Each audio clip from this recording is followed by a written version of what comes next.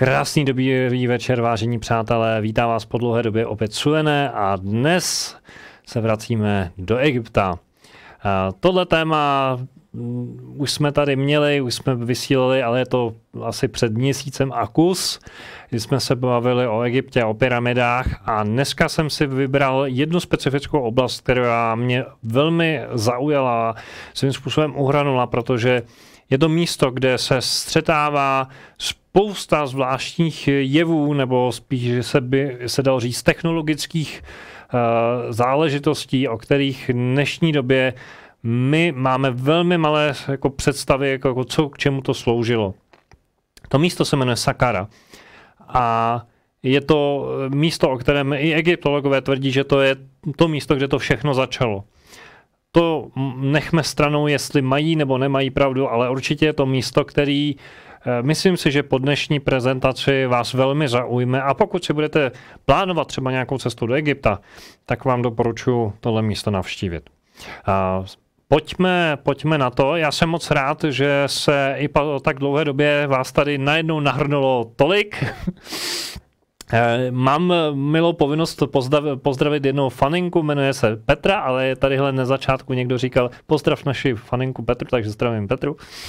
Kdybyste ještě někdo chtěl pozdravit, tak teď rychle honem, než se do toho pustíme. Jinak, přátelé, mám čaj, jako vždy. Myslím, že mám zázvorovej tentokrát, ale kdo máte karkáde, nebo mám ještě v oblibě ještě... Teď mám v okno. Mé oblíbená okna. ne. Jo, vím, mám takový speciální čaj, aby mi to dneska dobře pálilo. Ten to osvědčil. Osvědčil, že mi pálí. Takže kávičku, vínečko, pohodlíčko, jako vždycky. A pojďme se posunout do světa historie a podívat se, co se podařilo mě poskládat z různých zdrojů. Od různých informátorů, nebo spíše dneska by se řeklo o badatelů, protože nejde o zase jako takovou velkou konspiraci.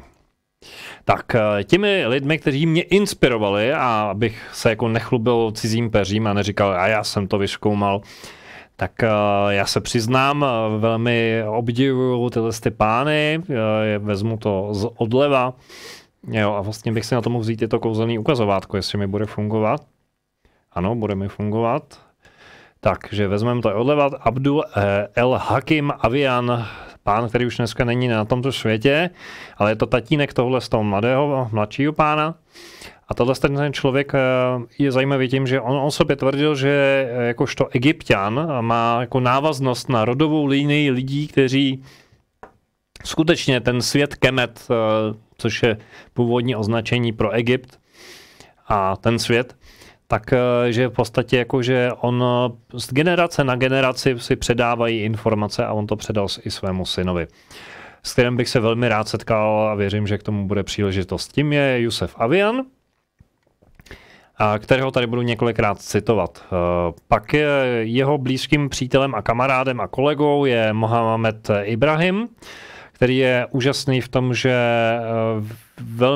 je velmi precizní, co se týče studia hieroglyfických textů, to znamená, umí je velmi dobře překládat, stejně jako Jusef. No a takový zajímavý jako počin, člověk, který v podstatě jako vplul do egyptské historie tak jako čistě náhodou na počátku 90. let jako obyčejný turista, ale protože je to člověk, který je strojním inženýrem, zabývajícím se přesným měřením na bázi etalonu, to znamená měření, který je vlastně určuje jako kalibraci pro běžná měření, tak ve strojní výrobě a prostě v nějaký, jako, myslím, že říkal, že pracoval i pro NASA, tak to je Christopher Dunn, který pochází z Velké Británie. A knížku od Christophera Dana, Chrise, abych mu nekomolil jméno, tak Ztracené technologie stavitelů pyramid, tak najdete v našem e-shopu. Velmi doporučuji, protože je to právě titul, který jednak je populární a jednak mému srdci velmi blízký. Je to jedna z těch knížek, kterou jsem přečetl, jak se říká, jedním dechem. Tak to je pro inspiraci, takže abyste věděli, odkud čerpám zdroje a že si to v podstatě jakože nevymýšlím jakkoliv. Co vám vlastně chci představit, je tohle místo, který dneska vám ukážu z různých úhlů, pokusím se vám ukázat fotografie, ať už svoje, nebo právě od těch gentlemanů. Takhle nějak si představujeme, že to asi historicky vypadalo.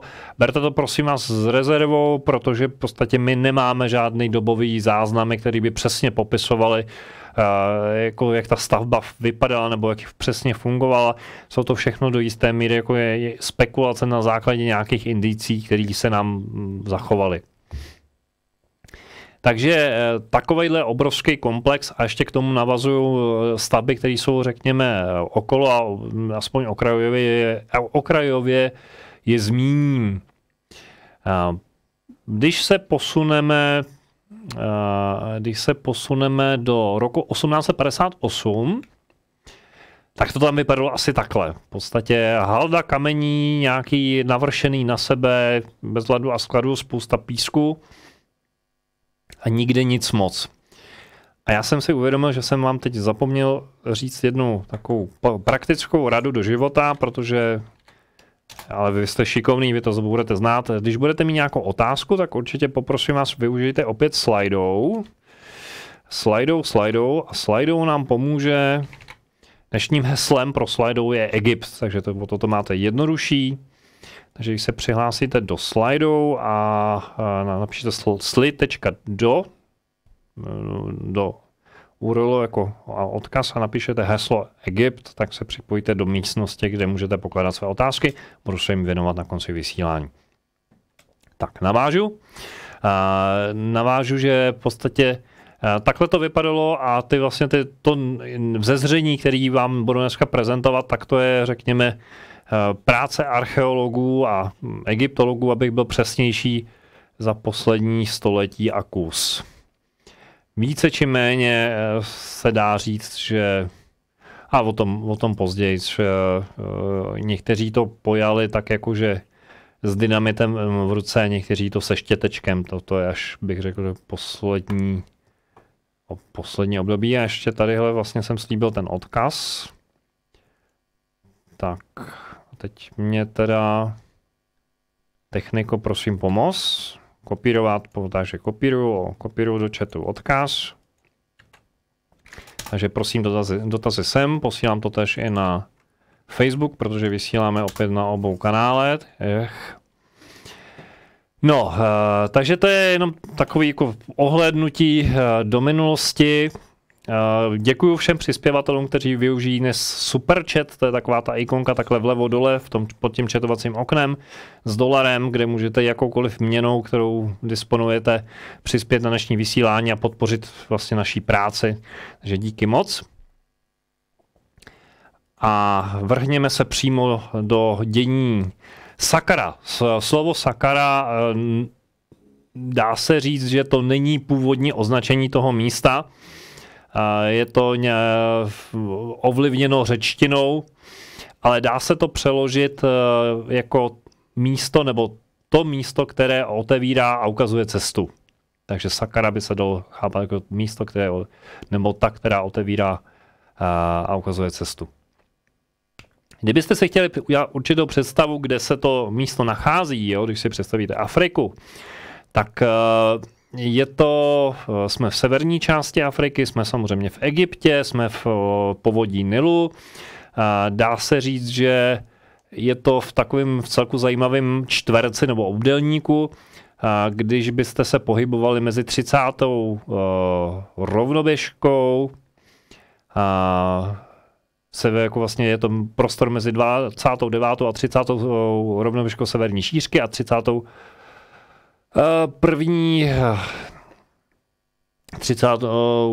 východní délky.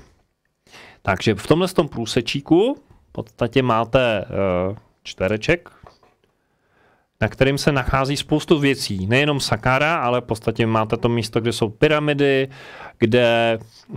kde jsou většina těch chrámů, které jsou vlastně tak charakteristický pro ten Egypt.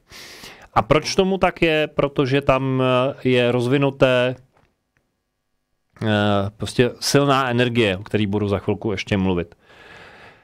Jo, takže jenom pro představu, máte Sakaru a když se budete pohybovat víc na sever, tak se dostanete do Gízy, když se budete pohybovat víc na jih, tak se dostanete do Dahšuru, což je místo, o kterém jsem mluvil v minulém vysílání, kde jsem zmiňoval červenou pyramidu, která je velmi podobná té, která je zmiňována jako velká pyramida, nebo tež Cheopsova pyramida, byť Cheops s ní nemá moc společného.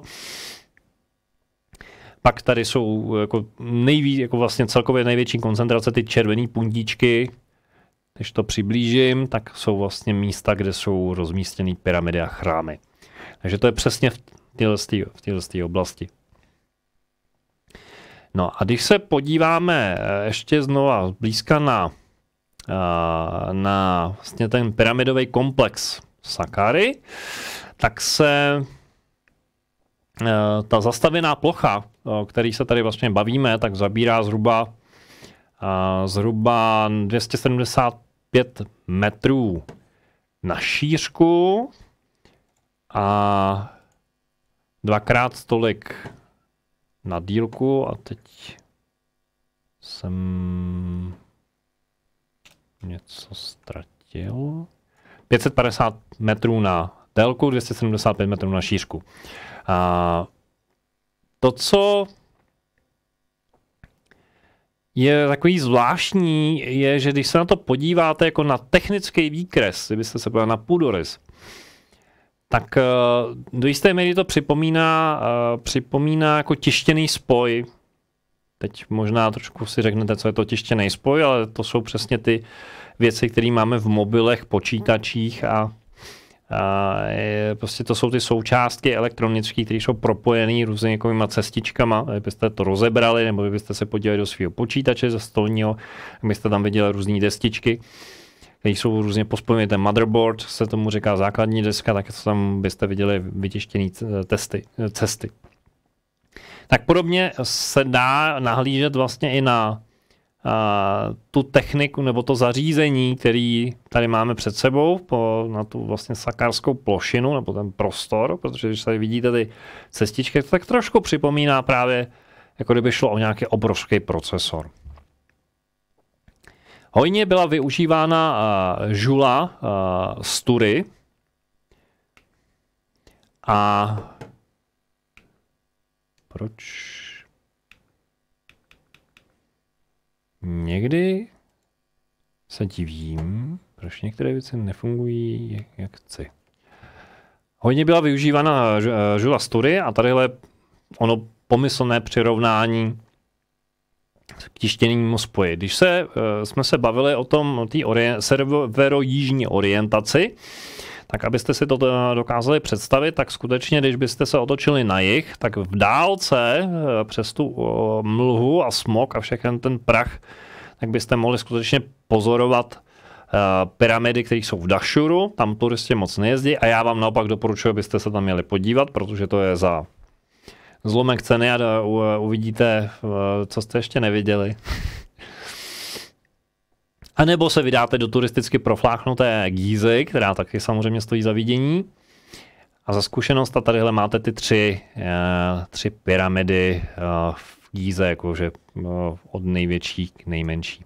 Ale ono je to matoucí, protože ta největší je pak uprostřed. Nebo historicky ta největší byla uprostřed. Když se podíváme přímo na Sakkaru, a ten komplex ještě to jenom takhle zvýrazním, kde mám ten obrázek, tak si představte, že tady máte obvodové zdivo, tohle tu hradbu, z který se dochovala jenom ta brána, kterou vám teď za chviličku ukážu. A těch bran vlastně v tom zdivu bylo několik, bylo jich celkem 15. Jenom jedna jediná, která se teda dochovala, aspoň v nějaké podobě, tak to je ta, kterou dneska turisti chodí na to nádvoří, který vám za chvilku ukážu. Takže jedna jediná z těch 15. A nejenom to, že jedna jediná z 15 jako zachovala, je to taky ta jediná, která jako skutečně byla branou, s kterou jste mohli vstoupit do toho nádvoří. A těch zbývajících 14 bylo jenom v podstatě jako imitace a tudyma se nechodilo. Co je zvláštní, a já na to vzpomínám, protože jsem tam skutečně několikrát byl, tak když procházíte touhletou chodbou, tak on se to na té fotce úplně nezdá, ale je to hodně těsný. Jo, pokud byste člověk povahy trošku rozložité, tak je to opravdu těsný. Já jsem trošku hubenější, tak jako mi to tak úplně nepřišlo, ale je to takový, že i v Okem Boha hora, což možná budete znát ten seriál, máme ho nahraný i na YouTube kanálu našem. Doporučuji vidět, je to 10dílný dokument, právě který se zabývá mysterii Egypta. Tak tam i říkají, že to je proto, že ta chodba, kterou vám postupně představím, tak byla zamýšlena pro jednoho člověka, že vždycky tím průchodem, tou chodbou, tou galerií procházel jeden jediný člověk. Že to, že tam dneska courají turisti, tak to není jako, tak to samozřejmě nebylo zamýšleno. A důvod, proč to tak bylo, je, že vlastně ta celá stavba byla naladěná na určité frekvence. A ty frekvence odpovídaly nějakému stavu vědomí. A pokud jste byli jako člověk, který nebyl dostatečně vyladěn, který nebyl dostatečně duchovně připraven jako vstoupit do toho prostoru, tak vám to vlastně ani nedovolilo. Což je jejich vysvětlení, jak to vlastně jako bylo střeženo, je, že vlastně nikdo nepotřeboval, nebylo třeba vytvářet nějakou, že by tam byly stráže, nebo že by to byl na zámek, ale samo o sobě ten systém jako chránil sám sebe tím, že vytvářel jakousi neviditelnou zeď, která propustila jenom ty, kteří byli dostatečně duchovně vyladěni. Když projdete s tou vlastně tou branou, takhle s tou úzkou uličkou, tak se dostanete do prostoru, který je tvořen sloupy. A samozřejmě berte to tak, že dneska je to v naprosto dezolátním stavu, bohužel. I když se pokusili to zrekonstruovat, tak v podstatě jako máme jenom velmi kusou představu, jak to mohlo fungovat v reálu. Ale dám do placu osobní zkušenost. Tou chodbou, když jdete, je to zvláštní, je to pocit, který mě osobně vždycky, když si to na to vzpomenu, takový jako hlavně, abych tím rychle proběh a už byl na tom nádvoří. Že to jako působí ještě dneska jako nějaká jako působení nějakých těch proudů, jak mi tomu říkají, těch telurických proudů. Tý zemské energie tam stále funguje. Za těch sloupů, z těch sloupových výklenků, tam je celkem, respektive těch sloupů je tam celkem 24, jsou v párech. A že vlastně zesilovali tu energii návštěvníka. To znamená, pokud byste v sobě měli hněv a disharmonii, tak ta energie se v podstatě vrátí na vás zpátky. Je to takový ten bumerangový efekt. Čímž vlastně, jak jsem říkal, je blokován ten vstup pro lidi, kteří nebyli dostatečně spirituálně na výši.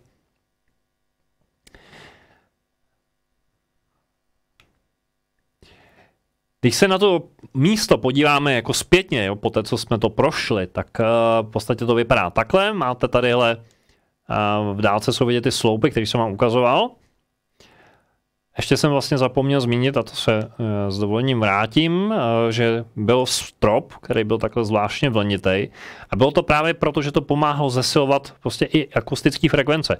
To je věc, kterou vlastně říkám jako alfa a omega veškerý historie, ať už se budeme bavit o Egyptě, nebo o Sumerech, nebo o jakýkoliv civilizaci někde v Indii, pracovali s akustikou, s mechanikou, která prostě nějakým způsobem rezonovala mechanicky. Takže i tady jde o určitý naladění. Takže když se podíváte zpětně, tak vidíte tady tu řadu těch sloupů, tady tu úzkou uličku. No a když se otočíme, když se podíváme ještě z dálky, tak vlastně vidíte celý tu konstrukci, Tadyhle prosím pěkně ten přístavek, nebo vlastně ta střecha, která je nad tím, tak to je samozřejmě novodobá záležitost, která má chránit trosky té vstupní chodby. Ale v podstatě otázka je, jestli to je... Sám si kladu otázku, jestli to jako bylo nutné, protože do jisté míry bych řekl, že to ovlivňuje i ten zbytek toho zařízení, který tam tak jako se nám dochovalo. Ale hod, prostě když člověk nerozumí práci svých předků, tak dělá různé věci. No, když se otočíme teď vlevo, vlastně severním směrem, tak se konečně dostaneme k tomu ústřednímu motivu nebo ústřednímu bodu celé té stavby, celé té planiny, a to je samozřejmě stupňovitá pyramida. A když budu parafrázovat to, co jsem se učil ve škole, tudíž to, co najdete na Wikipedii, tak má se za to, že jde o první pyramidu na světě, pyramidu, která měla být postavena pro faraona Džosera, proto se jí taky říká stupňovitá pyramida, nebo Džoserova pyramida. Jak to s tím Džoserem bylo, nebo kde je pravda, já jsem na tohle zase opět opatrný, je to stejně jako s tou Cheopsovou pyramidou, kde v podstatě nemáme jako jednoznačný důkaz, že tam jako nějaká intervence toho Cheopse u Velké pyramidy byla. Nejvíc se říká, že za doby Cheopse se Velká pyramida opravovala. Takže možná by se dalo říct, že i za doby Džosera se prováděly nějaké restaurátorské práce na Sakarské plošině a svým způsobem i z toho, co říká Jusef Avian a Mohamed Ibrahim, ti dva průvodci, tak nebylo, jakože to je naprosto, dle jejich zkušenosti, prostě to je jev, který se dělo, že se to dělo. Že prostě v dobách starého Egypta se prováděly rekonstrukce. Stejně tak, jako my rekonstruujeme a udržujeme stavby v dnešní době, tak oni prováděli nějaký přestavby, úpravy pro svoje účely. A je otázka, do jaké míry jako se drželi původního konceptu, to znamená původního záměru, a do jaké míry, řekněme, si to přizpůsobovali k něčemu jinému. O tom se tady budu zmiňovat ještě několikrát. Tak, protože tady vidím živou diskuzi, velmi si toho cením. Pokud máte nějaké dotazy, tak jenom připomínám, prosím, využijte Slido. Odkaz můžu znova připomenout, protože tady je to hodně živo a přibylo hodně návštěvníků. Takže pište, prosím pěkně, do Slido. Slido, kopírujem. Případně, jestli jsou tady už moderátoři, tak asi by se toho ujali. No, když se podíváme na konstrukci samotné pyramidy, tak ona nevznikla jakože najednou, ono to vzniklo v několika fázích, aspoň se to tak uvádí. První fází bylo to, že vykopali tadyhle jako hlubokou jámu, vlastně takovou šachtu, to je tady naznačeno. Nad tou šachtou postavili takovou lavici, to je ta červená část. A pak postavili vlastně první pyramidu, první část pyramidy, která je tvořena tou P1. To je vlastně ta menší pyramida, která měla jako nad tím ještě 4, vlastně na to původní lavici 4 stupně. A pak provedli rozšíření na tu jako plnou velikost, a to je ta část P2. A vznikla vlastně ta finální stavba, tak jak ji dneska vidíme, byť samozřejmě dneska je poněkud v potlučeném stavu. No, otázka je, co se nachází tady v podzemí, k tomu se ještě několikrát vrátím. Jenom snad ve zkratce řeknu, že opět působí to velmi technologicky a opět problém egyptologů, že oni řeknou, to sloužilo jako hrobka, a když se podíváte dovnitř a zjistíte, že tam jako nenašli žádnou mumii, tak skončíme zase opět o oblíbené hlášky, no tak asi to někdo stihl vykrást. Včetně té mumie. No, když zmíním něco, abyste si udělali představu o rozměrech, tak je tady uvedeno, že základna pyramidy, to je mimochodem taky velmi specifický, protože většinou uvažujeme o pyramidě jako o něčem, co má čtvercový základ. A tahle pyramida je specifická tím, že je to obdélník. Takže základna má obdélníkový půdorys o velikosti 125 x 109 metrů plus nějaký drobný. A výška v té finální podobě je 62 metrů. No, ale to hlavní, jak už jsem několikrát naznačil, se odehrávalo spíše pod pyramidou. Jedna z věcí, která souvisí s pyramidou stupňovitou, je to, že kdo ji postavil. A máme za to, že tím architektem, nebo tím, kdo vlastně vymyslel ten koncept, tak je Imhotep. A Imhotep je velmi zajímavá postava historicky, protože soška, která se dochovala, je tohle stav vpravo, takhle by měl vypadat. Tady před ním někdo klečí a nejsem si úplně jistý, ale mám pocit, že mu nese nějaké dary, nebo něco mu přináší.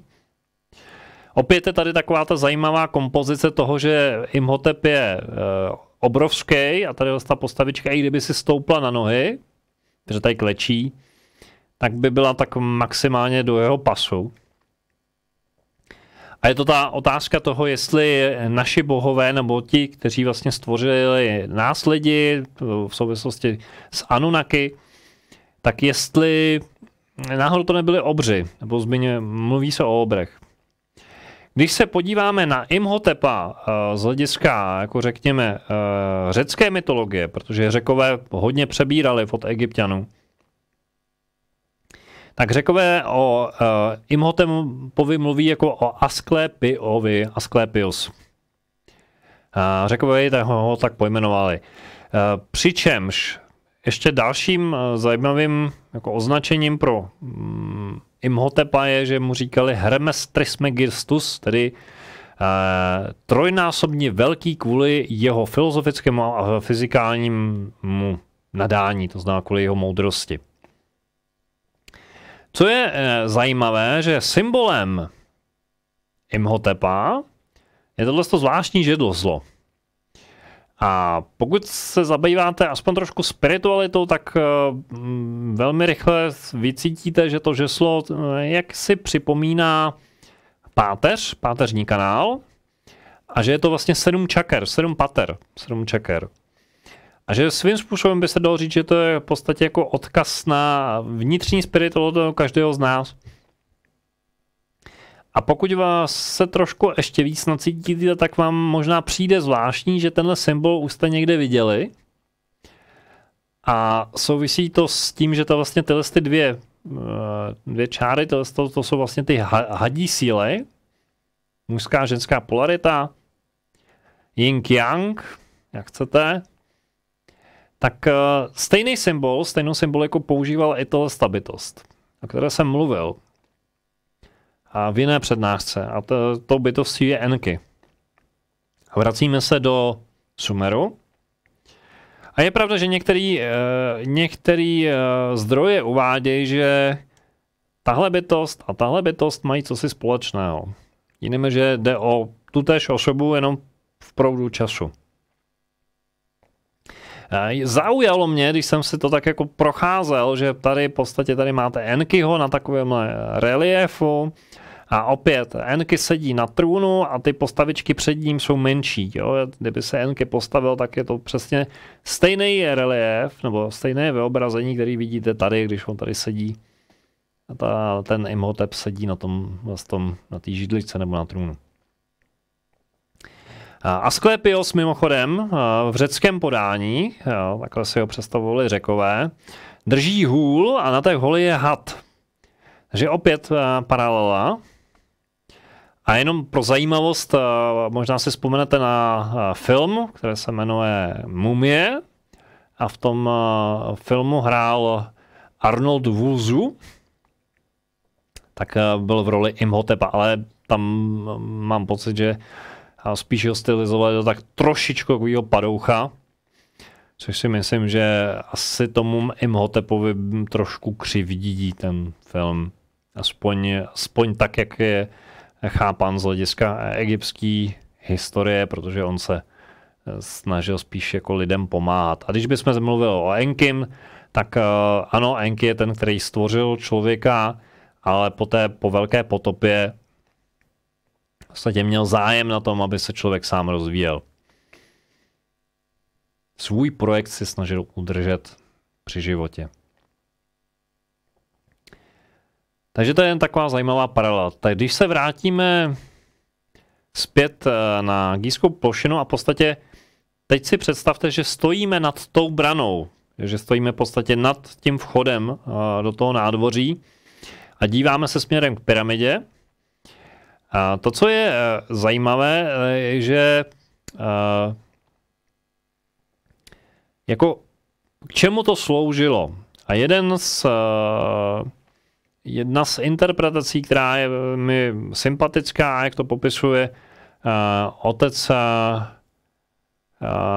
Jusefa Aviana, Abdul el-Hakim, tak je, že to vlastně je to dům léčení těla i ducha. A vysvětluje to na tom, že tady jsou takovýhle jako, říká se tomu kapličky, ale neberte to úplně doslovně. Jsou to takové stavby, celkem jich tam mělo být 20. A v každé té kapličce bylo výklenek a před každou tou kapličkou bylo taková plošina. Já vám to za chvilku na dalších fotkách ukážu zblízka. Bylo takové místo, kam si měl podle Jusefova tatínka prostě lehnout pacient, člověk, který nějakým způsobem byl rozladěn. Když jste nemocný, tak jste v podstatě rozladěni. Jako něco ve vás nerezonuje správnou frekvencí nějaký orgán, nějaká část vašeho těla. Tak jste si lehli na tuhle desku a kněz, který v podstatě vás tam měl léčit nebo měl vám pomoct, tak šel tady právě do těch jednotlivých kaplí a vlastně naslouchal tomu, jak to zní. A podle toho zvuku vlastně posuzoval, co vám chybí, nebo jaká frekvence ve vás, ve vašem těle vám jako nefunguje správně. Tak, teď přesně to je ono. Tak, teď jsme se přiblížili hopem a skokem, takže to je přesně ono. Tadyhle mělo být místo, kde jste se položili na nějaké lůžko. Tadyhle bylo místo, kam ten kněz zašel a naslouchal. Tady to bylo vlastně jakoby v uvozovkách bezdrátově propojeno. A poslouchal frekvence, jako který z vás, který jsou vlastně byli zesílený z vašeho těla. A tyhle vždycky před každou kaplí, která byla zaměřená zřejmě na nějakou část vašeho těla, tak v podstatě jako zkoušel, testoval, kde to nehraje správně. Tady ještě vlastně máte detail z té druhé strany, jako kdybyste se dívali od severu. Mám pocit, že tato část byla poněkud zrekonstruována, tak doufujeme, že aspoň naše egyptologové to pojeli přibližně správně. Abdul el-Hakim k tomu říká, že to představilo místo, kde se provádělo vyšetření pacienta. Idea, tělo vydává určitou frekvenci, pokud je nemocné, vydává špatné frekvence. Je třeba jej znovu naladit. Pokud naladíte správně, pak funguje dál. Mimochodem taková malá odbočka, zrovna nedávno mi tady psal někdo do e-shopu a říká, hele, já potřebuji meditovat, potřebuji se sklidnit, šamanský bubny, je to dobrý nápad, já říkám úplně ideální, protože šamanský buben můžete se naladit na tep vašeho srdce a vlastně meditovat ve stejných frekvencích a přesně jakoby naslouchat těm rytmům vašeho těla, takže doporučuji šamanský bubny. Je to taky způsob, jak se to dá řešit. A nebo přijít na spontánní bubnování, do čeho mne šamanka zítra zrovna hrajeme. Když se podíváme na stáří stavby, nebo kdybychom se měli bavit o stáří stavby, tak samozřejmě egyptologové vám řeknou, že to je několik tisíc let dozadu. Já jsem na tyhle čísla opatrný, protože, jak říkám, to, že to přisoudíte k nějakému panovníkovi a řeknete, jo, to postavil tadyhle Djoser, nebo Cheops, nebo Menkaure a tak, tak je to otázka, jak to je doopravdy, protože v podstatě my nevíme, prostě z toho kamene se to číst úplně nedá. Nicméně, Jusef říká, pokud přijdeme na místo, na kterým se nachází kameny, a teď to bude něco pro milovníky geologie a šutrů, tak když tam najdete bílý vápenec, alias bílý kalcit, tak nebo bazalt, nebo něco, čemu v angličtině se říká kortizite, nebo růžová žula, tak si můžete být jistý, že to je něco, co spadá, řekněme, do té jakoby technologie.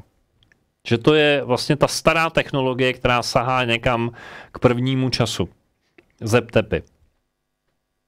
A nebo možná ještě dál, že to je ještě předpotopní technologie. I ta myšlenka je ve hře. Ale řekněme, že to je to technologické období, na který se tady tak trošku odkazuju. A on tady znovu zmiňuje, že tadyhle na Zemi je použitý kalcit a že tímhle s tím kamenem, tím bílým kalcitem byl vlastně vysázeno celé nádvoří. No a pak si tam pánové trošku postěžují, že provádí se rekonstrukce velké tyhle stupňovité pyramidy. Potvrzuju v roce 2011, když jsem tam byl naposled, tak tadyhle bylo lešení. A teď tam zrovna, přesně jako je to tadyhle z boku, tak tam zrovna něco hoši kutali. A tadyhle byla díra. Tady přesně ukazuje můj ukazatel myši, tak tam byla obrovská díra a tu díru zamaskovali. A udělali tam obložení. Osobně si myslím, že to není úplně šťastná cesta, protože my fakt nerozumíme tomu, proč to bylo postavené takovým způsobem, jakým způsobem to bylo postavené, proč tam byly použitý materiály, v jaký koncentraci, jakým způsobem, jak to bylo uložené. A svým způsobem přijde jakože neděláme úplně dobrou službu. Jo, zase na druhou stranu jako je problém, že ono se to rozpadá, takže jako nějakým způsobem by to bylo dobrý zakonzervovat. Ale bylo by fajn, kdyby přišel nevím kdo a nevím jak a řekl, hele, přátelé, ale ta věc funguje takhle a musíte, když to chcete opravit, musíte to udělat takhle. Což se bohužel neděje. Nemáme povědomí, jestli Imhotep je stále naživu. Ať už se mu říká Enki nebo Asklepios nebo Imhotep, ale jestli by byl ochoten nám poradit, jak to máme uvést do původního stavu, což by mě zajímalo. Mě osobně by to velmi zajímalo, jak to ta věc fungovala, jak to celý pracovalo. Tadyhle je ukázka kamene toho kortizitu, který v podstatě jako je materiál, jako primární materiál, který byl v této pyramidě použit. A Jusef tam zmiňuje, že tohleto, tady ty trosky, vlastně to, co tady vidíte za tou rukou, tak to je to, co vytěžili z té pyramidy prostě jako trosky. A jako zajímavost tady ještě ukazuju jeden střep, na kterým, když budete velmi pozorní, tak uvidíte hlubokový zářez pravidelného tvaru a hladký opracování povrchu. Což, ještě myslím, že tadyhle další linie, teď jsem si to všiml, jsem si to zvětšil, to jsem předtím přehlíd, naznačuje, že to je, jako, že to není dělaný jako ručně, to znamená, nejde o žádný dláto, ani prostě nějakou manuální práci, ale spíše to naznačuje jako technické opracování, strojní opracování. Co je zajímavé ještě na tomhle kameni, že když se podíváte z jedné strany, tak je vidět, že ten kámen, nebo ten fragment, byl součástí nějakého většího bloku a byl z jedné strany hladce opracován, má hladce zbroušen. Jo, což samozřejmě z té fotky mi to nemusíte úplně věřit, ale oni to tam pánové komentují, že když to přejedete rukou, tak je to velmi, velmi hladký, velmi jemně zbroušený.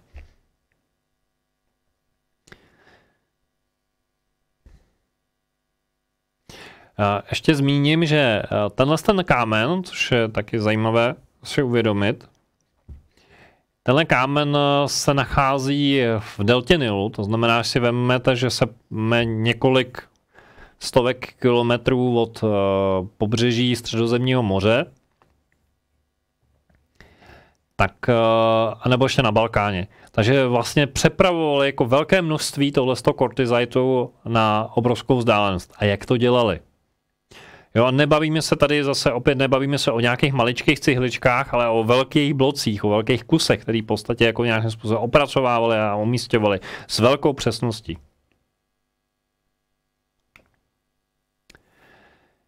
Když půjdeme ještě kousek dál, v podstatě jsme tu pyramidu jakoby obešli, ten klasický pohled, když si ho zvědomíte, tak v podstatě jsme z druhé strany. Tak se dostaneme na místo, kterým se dá vejít do podzemí, vlastně do toho podzemního komplexu pyramidy. Je současný vchod, který používají, nevím jestli, nechci říkat turisti, protože kdykoliv já jsem tam byl 3x, 2003, 2005, 2011, nikdy jsem neměl možnost nahlídnout dovnitř, vždycky to bylo zamčený. Vysvětlovalo se to tím, že se provádí rekonstrukce, kterou jsem vám i ukazoval. Ale asi někdo se tam dostal, protože zvnitřku vám ukážu za chvilku nějaké fotky. Je to jeden ze dvou vstupů. Jeden se nachází právě, jako říkám, zezadu té pyramidy a druhý je v podstatě ve stejném prostoru, kde je hlavní vstupní brána. To znamená, když projdete hlavní vstupní bránou, tak proti vám, takhle lehce vlevo, se nacházela taková, oni tomu říkají, falešná kaple. To znamená takový zase domeček s půlkruhovou střechou, na kterou když jste vstoupili, tak tam byla obrovská šachta. To je tadyhle vpravo nahoře. A bylo tam takovýhle schodiště. A pak tady bylo vlastně v podzemí, pod tím celým nádvořím, byl dlouhatánský tunel, kterým jste mohli dojít až vlastně k té pyramidě. Vlastně pod tu pyramidu, ne k pyramidě, ale pod ní.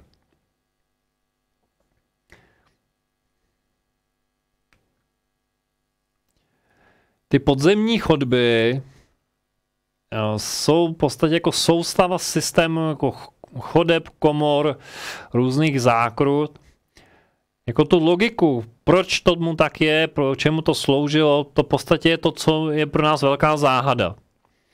Co znovu připomenu, je to místo, který je akusticky vyladěný. I když je to dneska poškozený, tak pokud byste do toho prostoru vstoupili a zkoušeli tam zpívat slabiku Om nebo prostě zpívat, tak zjistíte, že ten prostor s váma komunikuje, rezonuje.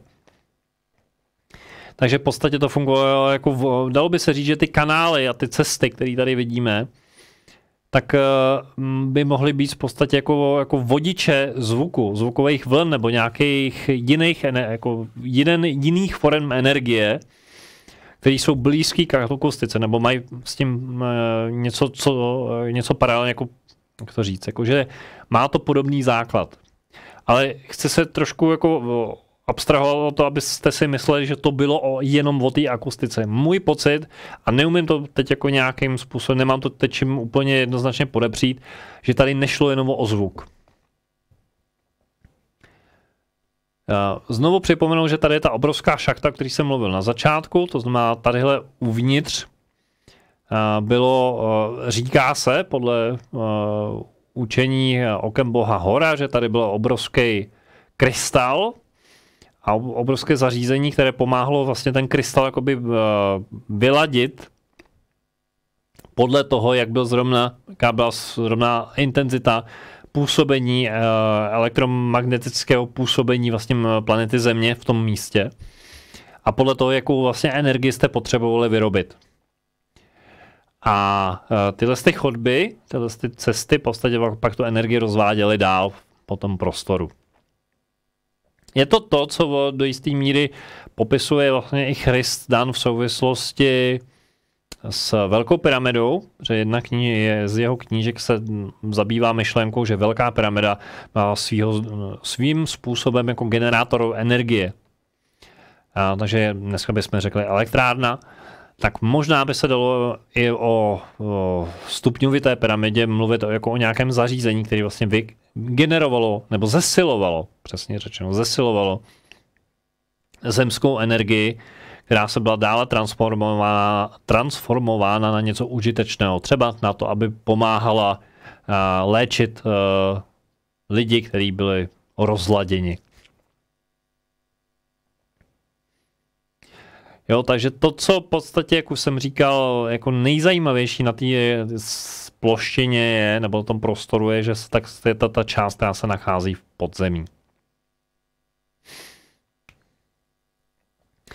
No a když se právě zmiňuje o tom podzemí, když byste se dostali do toho podzemí, tak je to, řekněme, oproti Velké pyramidě, oproti prostřední pyramidě, oproti pyramidě nejmenší v Gíze, těm 3 hlavním pyramidám v Gíze i oproti pyramidám, které jsou v Dašuru, specifický tím, že tam najdete takovýhle krásný obložení, což jsou keramický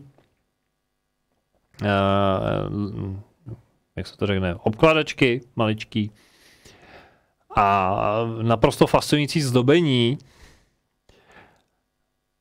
Otázka je zase, k čemu to sloužilo, jestli to bylo jenom dekorační, nebo jestli to mělo i nějaký jako technický význam. Je opět otázkou, jestli to je původní koncepce, která vznikla, když ta stavba byla postavena Imhotepem, nebo jestli to je právě nějaká invence, která byla dodána dodatečně třeba právě za toho panovníka Džosera. Ten samotný podzemní komplex pod pyramidou by se dal přirovnat k výškové budově asi o 12 patrech. To znamená, nyní to v jedné rovině, ale v podstatě jako to je tam různě rozvrstvený. A ty chodby a místnosti se zdobenými pálenými dlaždicemi obsahovaly tyhle nádoby. To znamená různý vázy o různé velikosti a ty vázy a ty nádoby byly naladěny na určitou frekvenci. Zapomněl jsem sem vložit jednu fotografii, která by vám možná mohla být povědomá, ale zkusím aspoň nastínit. Kdo znáte tibetský mísy, tak byste mohl znát, že existují ještě egyptské mísy, to jsou křišťálové mísy z Egypta. Takže to právě pochází z toho, je to právě spojeno s tímhle místem, to znamená se Sakárou. To znamená egyptský mísy mají návaznost právě na tohle místo, kde byly umístěny skutečně vázy a byly vyladěny na nějaký frekvence, které vlastně pomáhaly, byly zesilovány tím celým komplexem.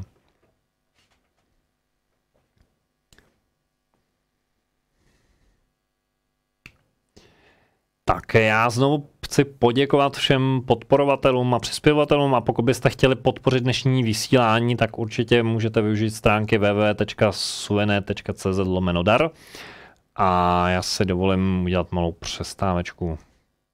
Díky, že sledujete náš kanál Suene Universe. Budeme velmi rádi, když zůstanete s námi ve spojení.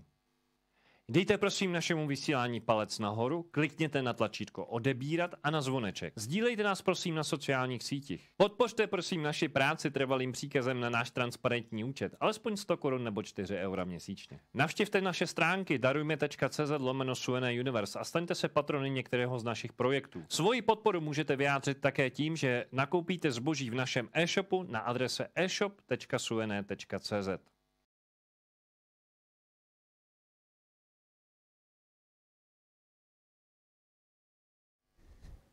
Tak, přátelé, jedeme dál, frčíme na vlnách záhad a tajemna starého Egypta v Sakáře. Hlavní šachta, o tom jsem se už zmiňoval. A teď si říkám, proč jsem to sem dal ještě jednou. Protože hlavní šachta je hluboká 12 metrů a to jsem zmiňoval. Podle návrhu Imhotepa vznikla jako první. A to jde. Takže to možná jsem omylem tady nechal jeden slide navíc. Když se vrátíme zpátky na povrch, tak je tam spousta takových jako artefaktů, který je otázka, k čemu sloužily. A jak je máme vlastně dneska chápat a hlavně jak byly vytvořeny. jestli pomocí měděných dlát, jak s oblibou říkají egyptologové, anebo jestli naopak jsou tam nějaké známky toho, že bylo použita sofistikovaná technologie. Když se podíváte aspoň na takový dva příklady, které mě velmi zaujaly, tak první je tato podstatě takový to účko, takový úžlabí. Můžeme se dohadovat, jestli to sloužilo jako cesta, nebo jestli to sloužilo jako vodní kanál. V každém případě je fascinující, je s jakou hladkostí, jak jsou ty jako rovné linie vytvořený a jakým způsobem to udělali. A podle všeho to úžlabí se táhlo vlastně přes celou tu část severního nádvoří, nebo z té severní části směrem k pyramidy. Takhle tadyhle dozadu, ona není teď úplně vidět, protože tak ji máme zastíněnu, takhle kdybyste se otočili trošku vlevo, abyste ji viděli, a teď je mimo záběr. A táhla se až k bráně, až asi k obvodovému zdivu. Když se podíváte na tu fotografii vpravo, tak tohle je prostě fragment něčeho, co by možná byl sloup o 6hraném nebo 6stranném půdorysu. 1, 2, 3, 6. Teď nevím, teď jsem se sám sebe nachytal, jestli to je 6stěn nebo 8stěn. No to není úplně z toho patrný, protože už je to hodně domlácený, ale to není tak podstatné. Podstatné je, že se podívejte na ten povrch, jak je hladce opracovaný, a všimněte si tyhle z těch takovýchhle jako zvláštních oválků. A to jsou v podstatě, že příměsi, jako příměs kamenu. Tadyhle to vidíte v detailu. To jsou v podstatě takovýhle kameny, které se přimíchaly do té horniny. A Jusef k tomu říká, hele, kdybyste tohleto chtěli opracovávat dlátem, tak je to problém, protože v podstatě jako nejste schopný udržet dláto v té jako hladké rovině a tohle to v podstatě jako nejste schopný vlastně useknout. Jo, buď by se vám to vyštíplo nebo odskočilo dláto, anebo byste museli mít mnohem tvrdší dláto, než je prostě nějaký železo, o mědi se vůbec nebavím. Jo, tak prostě to není možný a myslím, že Ibrahim k tomu tam ještě dodává, no pokud byste to chtěli opracovat, tak byste museli mít diamantový vrták, to znamená, nebo diamantovou frézu, protože konvenčním jako sekáním nemáte vůbec šanci udržet to takhle, jako takhle hladký, takhle čistý. To si vemte, že ten kámen tam stojí několik tisíciletí. Jo. A přesto v podstatě jako si drží tu rovnou linii.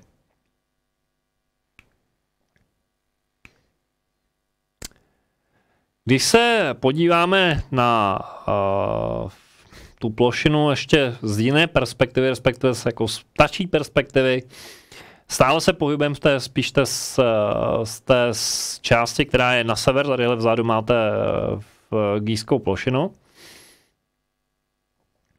Tak moje pozornost, kterou vám chci nasdílet, tak směřuje k té hromadě kamení.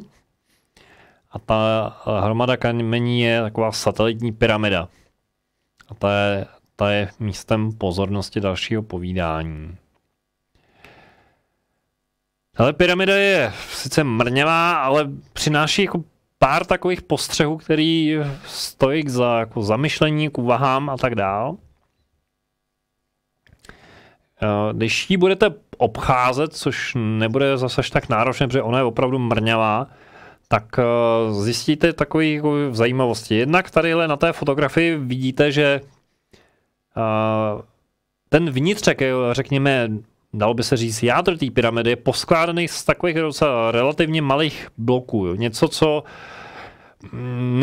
nejsou to cihly, ale jsou to, řekněme, malý kameny, který by už se dalo říct, že jeden člověk je schopný odnosit.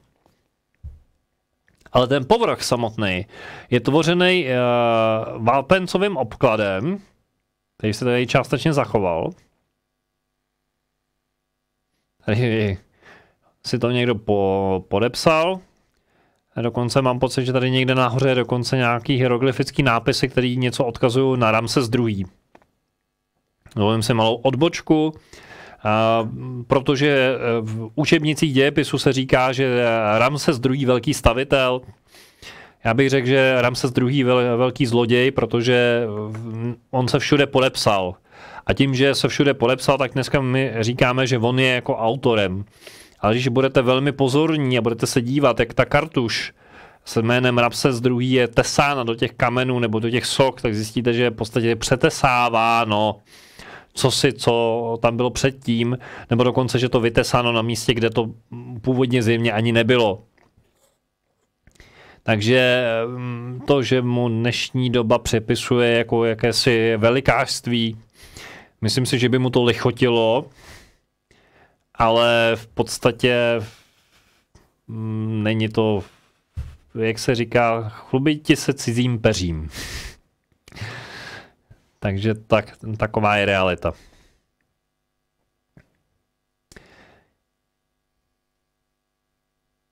No, pokračuju dál. Když se budete procházet dál, tak v podstatě dojdete k další části, k dalšímu místu, kde je taková zvláštnost, kde v podstatě byl proveden velmi radikální řez.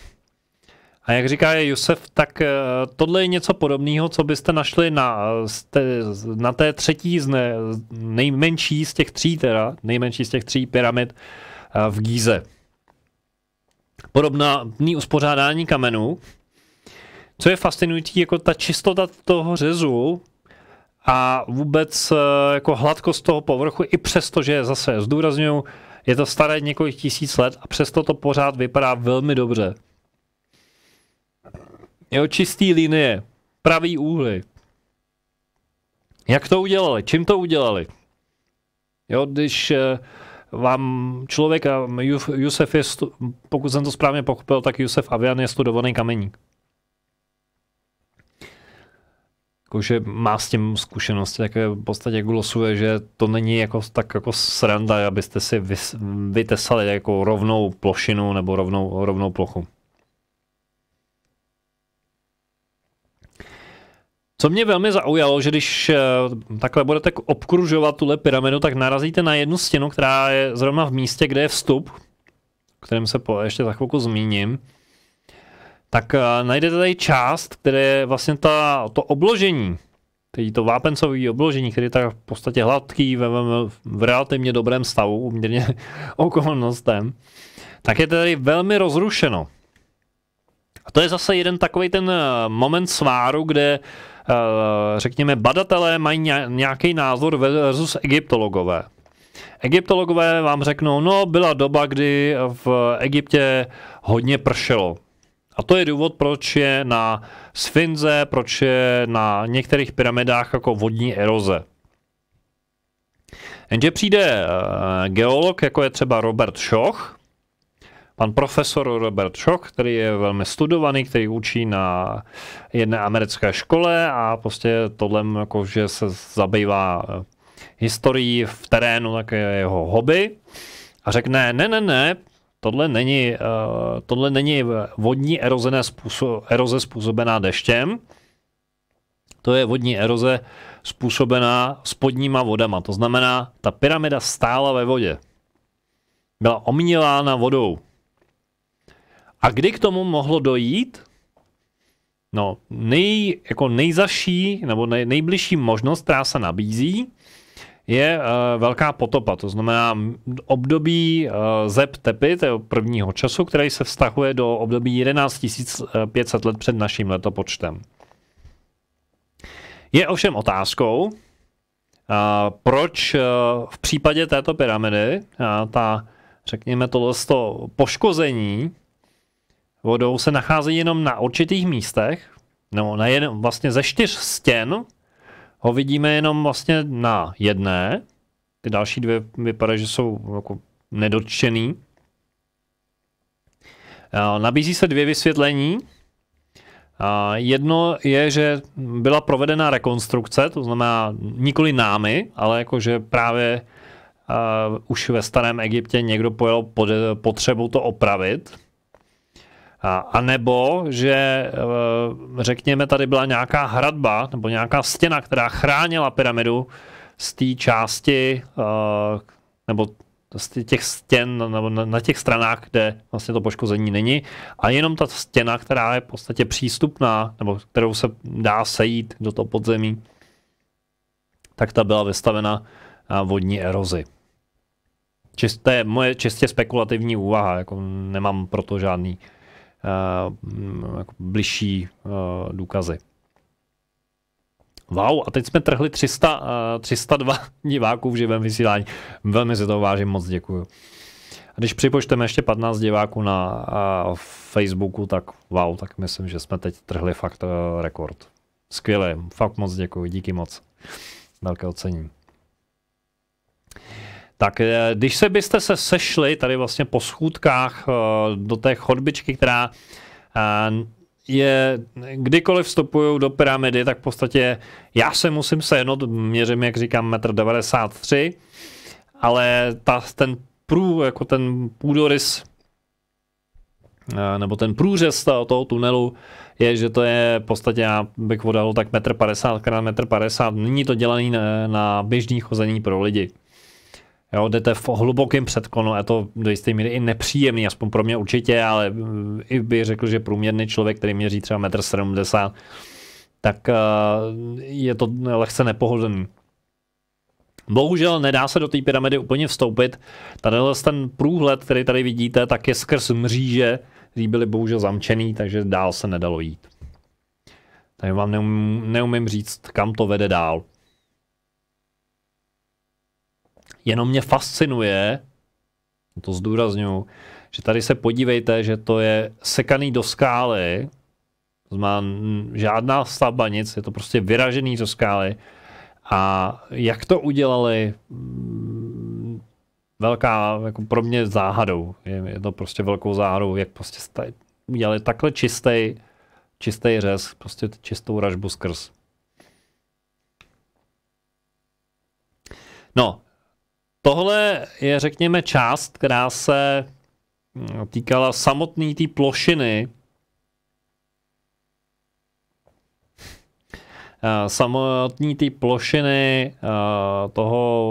té Sakáry. Nicméně Sakára, ta celá ta, on se mu říká nekropole, ale mně se to úplně nelíbí, protože to není pohřebiště.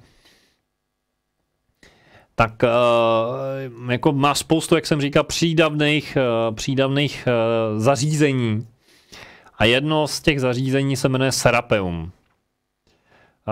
Serapeum, proč Serapeum? Protože Řekové nesprávně přečetli jeden nápis, který našli na jednom ze sarkofágů, nebo jednom z technických zařízení, které vám za chvilku představím.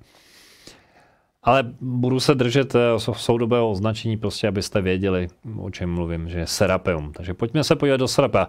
Abyste si ještě než to odpálím úplně, představili, když projdete hlavní branou na tu nádvoří těch sakárský, jako vlastně té stupňovité pyramidy a vydali byste se dál, v podstatě, jak se říká, pořád za nosem, tak byste přišli k tomhle vstupu do podzemí, který byl teď před pár lety to zrekonstruovali, myslím, že 2012 to nějak dávali do znovu k dispozici pro veřejnost. Ale ten, kdo poprvé, řekněme, zabušil pomyslně na ony dveře po několika tisíciletích, tak byl August Mariette. A řekl bych, že to bušení nebylo příliš jako něžné, protože August Mariette byl člověk, který velmi rád využíval dynamit. I když se o něm dneska mluví jako o jednom z prvních archeologů, stejně jako o Howardovi Weissovi, oba dva pánové byli milovníci hlučných explozí a nemyslím si, že by se to mělo úplně jako brát. Vždycky si tak jako dovolím se jako úvahu, jakože odkud kam vlastně dnešní archeologie nebo dnešní egyptologie se liší od lidí, kteří teď to neberte nějak fakt jako ve zlém, to není nic špatně myšleno, ale když byste řekli, že vykradači hrobů jsou ti, kteří přijdou a vezmou a vynesou věci z těch míst, nebo kdybyste řekli, že někdo přijde do nějakého chrámu nebo do jaderní elektrárny a něco si odnese. A dobře, egyptologové dnešní prostě jako samozřejmě to vystaví, můžete se na to pak přijít podívat do muzea, nebo to restaurují, nebo snažit se to zrestaurovat. Takže to jako vyslovení nescizej, jo, to proto říkám, nechci házet všechny do jednoho pytle. Ale svým způsobem si říkám, čím se lišíme, jo? Že tím, že jako vynášíme ven věci, kterým nerozumíme a nechápeme jako jejich účel. A snažíme se jako je samozřejmě zkoumat, pochopit znovu jako tu historii, kterou jsme zapomněli. A je pro mě vždycky jako, jakousi jako otázkou, co je správný řešení. Jestli jako se podívat a vrátit to zpátky, anebo jestli se podívat a odvízt to někam do laboratoří a zkoumat to, nebo to vystavit někde v muzeu. O tom, že byste se měli do některých věcí dobejvat s dynamitem v ruce, to už vůbec jako, to nepovažuji ani za archeologii ani egyptologii. V tom podzemním komplexu, který se tady nachází, který vám za chviličku ukážu, tak se nachází spousta chodeb a výklenků. Je zde celkem 25 sarkofágů, nebo chcete-li boxů, krabic, objemných beden. A August Mariette, který byl tím, kdo to znovu objevil pro, řekněme, soudobé 19. století a pro nás, pro současníky, tak prohlásil, že z těch 25 boxů byly všechny otevřený až na jeden. A ten je ten, který bohužel to schytal nejvíc s dynamitem v ruce, nebo byl právě odpálen dynamitem. A v tomhle tom boxu bylo nalezeno něco, čemu on říká, že byla mumie posvátného býka Apise. Má to jeden háček. Kde ta mumie je? Mohamed Ibrahim říká se a učí se to v učebnicích, že v podstatě byla v jednom z těch sarkofágů nalezena mumie posvátného býka. Ta mumie má být údajně uložena v nedalekém zemědělském muzeu. Tak Ibrahim říká, no já jsem se rozhodl, že se tam zajdu podívat a že se podívám, jak to vypadá. No, když tak učinil, tak zjistil, že sice v příslušném muzeu mají kostru krávy nebo býka, ale žádnou mumii. Takže první háček. Co je zase na obhajobu té myšlenky, jakože Egypťané skutečně jako mumifikovali zvířata. To nebylo nic divného, prostě mumifikovali na co přišli. Jo. Ptáky, kočky, psy, cokoliv vás napadne. Jo. Ptáky. Jo, to jsem vlastně říkal. No a samozřejmě lidi. Takže v tomhle směru ano. Co ovšem poněkud míjí tu myšlenku, a to za chvilku pochopíte, až to uvidíte na těch fotografiích, je, že ty boxy jsou asi 4x větší než jako průměrné zvíře býka nebo krávy. Jo. Takže jako proč by někdo dělal pro mumii býka něco tak jako obrovského, když ten býk jako je čtvrtinovej. Jo. Takže to úplně nedává smysl. Jo, pouhé archeologické, takže zase říct, že to svým způsobem pouhé archeologické sci-fi, což není poprvé a bohužel v některých případech ani naposled, co se týče archeologie a konkrétně egyptologie. Když se podíváme na schematické stvárnění toho Serapea, tak to je to, co dneska má veřejnost možnost vidět. Jak trefně konstatuje Jusef Avian, tak Serapeum je mnohem rozsáhlejší, než je dnes běžně dostupné, což vám i ukážu. Ukážu vám, pokud se nepletu, tak vám ukážu, co je tady za tou částí, která se jeví, jakože tam to už dál nevede. A to je jeden postřeh. A druhý postřeh je, že s velkou pravděpodobností ten systém chodeb má několik pater. Ale oficiálně, aspoň oficiálně se neprovádí žádné archeologické vykopávky. To znamená, nikdo to dál nezkoumá, i když by v podstatě byl důvod. A otázkou je proč. A teď moje spekulace. Ono někdy je pohodlnější věci nechat tak, jak jsou, protože kdybyste třeba kopali dál, tak byste mohli najít něco, co by poněkud jako rozhodilo ten myšlenkový koncept, který o tom jako máme. Jo? Prostě oficiální verze je, že to je pohřebiště posvátných býků, aby se byť tam žádného býka nenašli.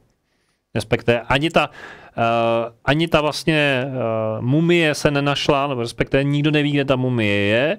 Nebyly dochovány žádné vzorky něčeho, co bychom mohli zkoumat. Aby jsme mohli říct, jo, to v podstatě jako tady bylo něco pohřbeného. Prostě ty boxy byly prázdné.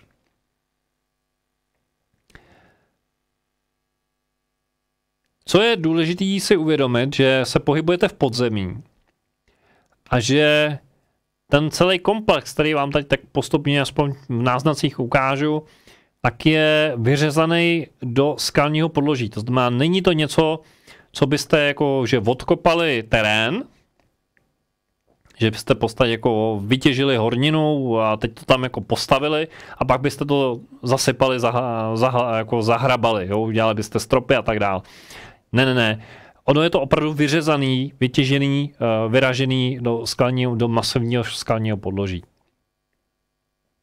Když vstoupíte těma dveřma, který jsem vám tam ukazoval, těma dřevěnýma dveřma a otočíte se hned vlevo, tak tadyhle vidíte Ibrahima, Mohameda Ibrahima, Jusefa Aviana a jak se tady podivujou nad obrovským masivním býkem, který samo o sobě váží přes 30 tun, které tady bylo ponecháno z nějakého důvodu u vstupu a v podstatě jako nebylo doručeno na místo určení.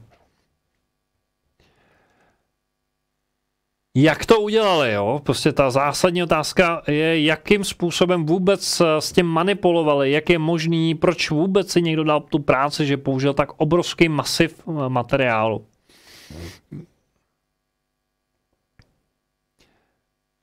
Je tady obrovský jako vemte si, jak je to obrovský a jak je tam málo místa. A to vám ukážu ještě těsnější sevření, než je tohle víko a tady je v podstatě jako široká chodba, že jo, byste si řekli, jako, proč o tom mluví. Ale představte si, jakým způsobem byste jako ručně tahali 30 tun, jo. Tomu se ještě dostanu. Když budeme pokračovat dál, tak se podstatně dostaneme jakési hlavní chodby, kde jsou ty výklenky. Co je zajímavé, že vždycky ten výklenek s tím sarkofágem jako je sám tady kdybyste se otočili vlevo, tak je zeď. Zase když půjdete dál, tak tady máte zeď a tadyhle je výklenek, což poznáte podle toho, že tadyhle je zábradlí, abyste nepřepadli dál. Takže to střídá, to znamená, je to na střídačku. Prosím pěkně, tyhle ty oblouky, které tady vidíte, tak to je právě ta rekonstrukce, která probíhala na počátku 21. století. To není původní. Ani ta podlaha, po který tady budete chodit, tak prosím, není původní. Samozřejmě to je dřevěná konstrukce. A výbuch, co je pod tím schováno, co v veřejnosti není ukázáno, ale prostě je to trošku zkreslující. Když se podíváme na jeden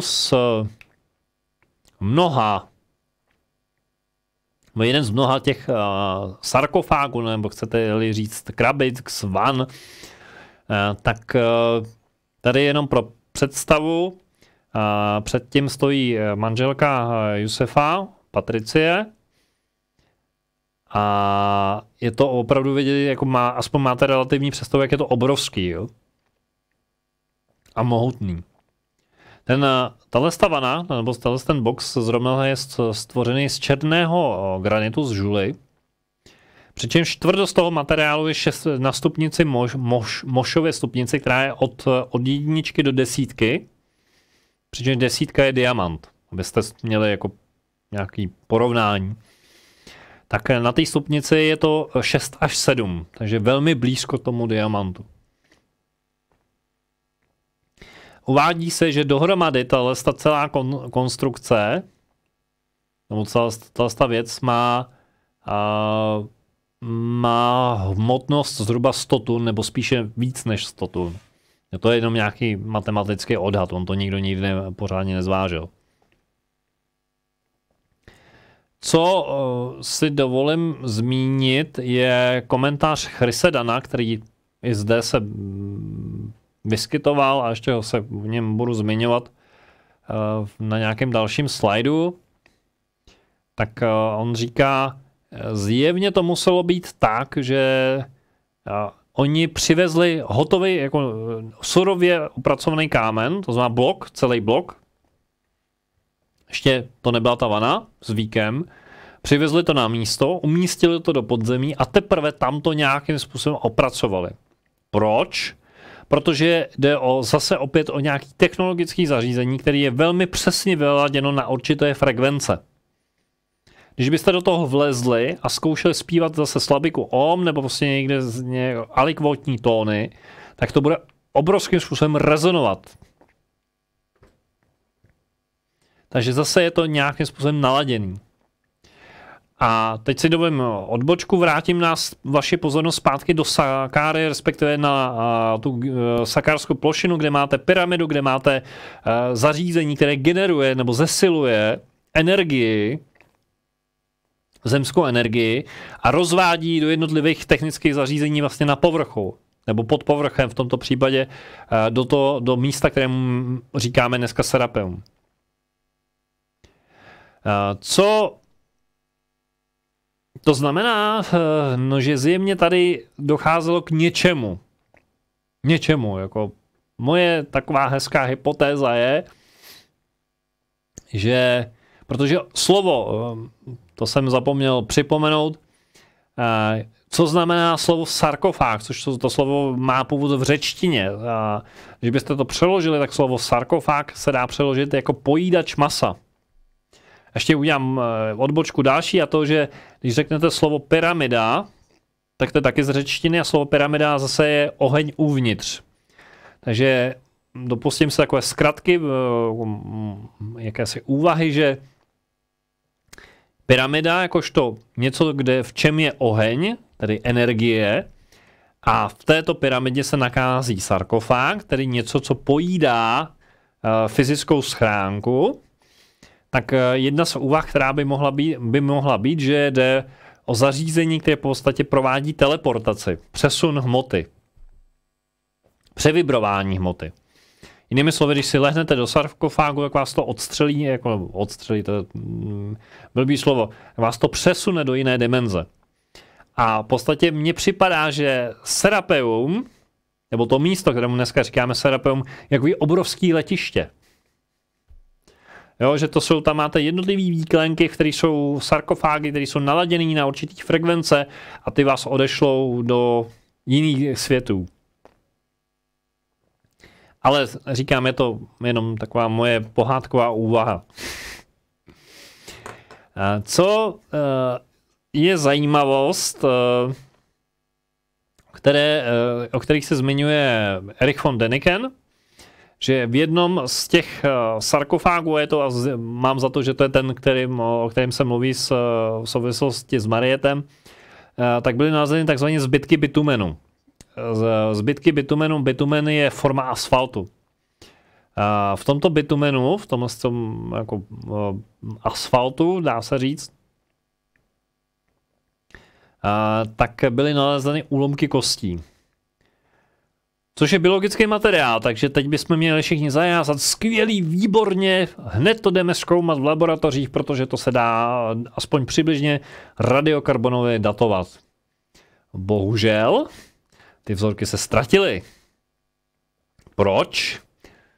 Nevíme. Nejsou k tomu bližší informace. Co je další zajímavost? Když zbystříte svůj zrak, tak tadyhle za patricí je vidět, že na tom povrchu je něco namalováno, nakresleno. Jinými slovy, že na povrchu toho boxu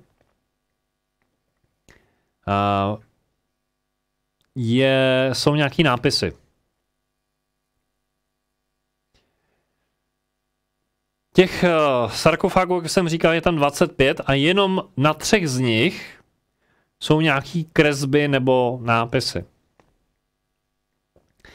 Co je ale hodně zajímavý, že když se vezmete do úvahy kvalitu, s jakou byly ty sarkofágy vyrobeny, a až, jak říkám, ještě vám ukážu detailnější fotografie, abyste si o tom udělali lepší představu, tak když to srovnáte s tím, jak vypadají ty jednotlivý reliéfy nebo kresby, tak bych řekl, že to je spíš asi tak jako na úrovni dnešních, jak by se to řeklo, hieroglyfických grafity. Jo? Asi tak, jako když někdo načmárá nějakou omalovánku tadyhle na zdi, nebo na chodník, nebo spíše na nějakou stěnu nějakého domu, nebo na protihlukové stěny, ty jsou velmi oblíbené, mostní konstrukce, překlady a tak dále. Prostě sem tam občas někteří umělci chtějí, nebo na Karlův most, to byl velmi populární před nedávnem, tak je to v podstatě jako, že to má stejnou kvalitu. Jo? A proč jako o tom takhle přemýšlet? No, protože si všimněte, jako, že ta kvalita je velmi nevalná. A je to takový, jako kdybyste to udělali od ruky, nebo kdybyste použili opravdu nějaký dláto a kladivo a snažili se to tam jako v podstatě vyrejt, vyškrábat a moc vám to nejde. Jo, když si vezmete s jakou precizností a jakou kvalitou, a to jsem osobním svědkem toho, že jsem měl možnost chodit po těch chrámech a vidět to na vlastní oči, s jakou precizností velmi jako a pečlivostí oni tvořili nápisy, hieroglyfické nápisy na chrámových zdech a prostě na těch sochách, ať už to tam udělal kdokoliv, teď to neposuzuju, nebo v hrobkách v údolí králů a královen, tak je to opravdu velmi precizní a v některých případech jsem si dokonce říkal, což bylo, myslím, že speciálně chrám Komombo, který je tím úplně typicky, tam je obrovská obvodová zeď, kde je, bych řekl, jeden z prvních komiksů, a to berte doslova, tam je v podstatě, jdete po obvodový zdi, která je obrovsky dlouhá, a teď tam vypráví příběh a je to napsaný, je to postavený, v podstatě jako poskládaný, jako kdybyste si četli komiks. Jsou tam jednotlivé scény, nejsou tam teda ty texty v bublinách, jako jsme zvyklí v komiksech, ale ten egyptský, jako vlastně ten zápis pomocí hieroglyfů je pojatý, takže máte obrázek a komentář. Tak všechny ty znaky, ty symboly, které tam vidíte, vytesaný, vytištěný do té zdi, tak jsou velmi přesní a v podstatě byste to mohli vzít a porovnávat, jako kdybyste měli raznice nebo nějakou šablonu, podle který to bylo vyrobeno. A tady se dívejte na ty symboly a je to fakt, jako kdybyste to nějak, jako kdyby to naškrábalo dítě, který se teprve učí psát. A to bych řekl, že i moje dítě, který se učí psát v první třídě, jako by bylo v tom tak jako preciznější. No, takže otázka je, kdo to tam dal a proč? Tohle glosuje zejména Mohamed Ibrahim, jak jsem říkal, on je velmi študovaný, co se týče jazyku Kemet a hieroglyfických textů. Stejně jako Jusef. A poukazuje na to, že ty texty v podstatě jako obsahují i chyby. A tady konkrétně ukazuje, tuším, že Jusef na kartuši. Kartuš je takový ten oválný symbol, do kterého se zapisovalo jméno panovníka, jméno faraona. A upozorňuje na to, že v tom je tam text, respektive je tam napsáno něco, co bychom mohli přirovnat. Teď to berte jako příklad, to není napsáno, ale abych vám to přiblížil, je tam napsáno něco ve smyslu, jako že Ibrahim říká, dal bych tvoje jméno, třeba Suene, do kartuše a napsal bych něco ve smyslu Suene Meri Ra, což by se dalo přeložit do češtiny jako Suene milující Ra. Jenže z hlediska gramatiky jazyka Kemet to není správně, protože první se dávalo vždycky jméno Boha. Jinými slovy, mělo by tam být napsáno Ra Meri Suene, to znamená Ra miluje Sueného. A proč? Protože Bůh je ta vyšší instituce, ten velký, který vlastně miluje toho malého člověka na této zemi a dává mu svoji lásku a pozornosti vlastně podporu. Takže někdo to napsal a napsal to obráceně, tak, jak by se to psát nemělo. A pozor, to je důležité si uvědomit, v době Egypta, v době zemi Kemet, lidé, kteří psali hieroglyfickým písmem, byli velmi vážení a byli v podstatě, jako řekněme, vysoce postavení. A psát pravopisné chyby, to nebylo jako myslitelné. Nemohli jste si dovolit jako napsat na zeď někde v chrámu, který měl sloužit pro účely nějakých rituálů a vlastně, aby vám panovník zadal nějakou práci, aby byste prostě psali pravopisné chyby. To by vám neprošlo. Takže poněkud to snižuje autentičnost toho textu. A dokonce je velmi zajímavé, že když budete velmi pozorní, tak najdete ty kartuše prázdný.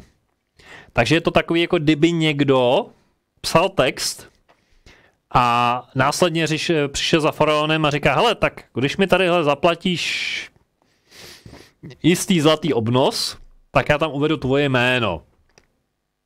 Připíšu ti vlastně slávu a nějaký věhlas, jako že tady máš něco společného s tím místem.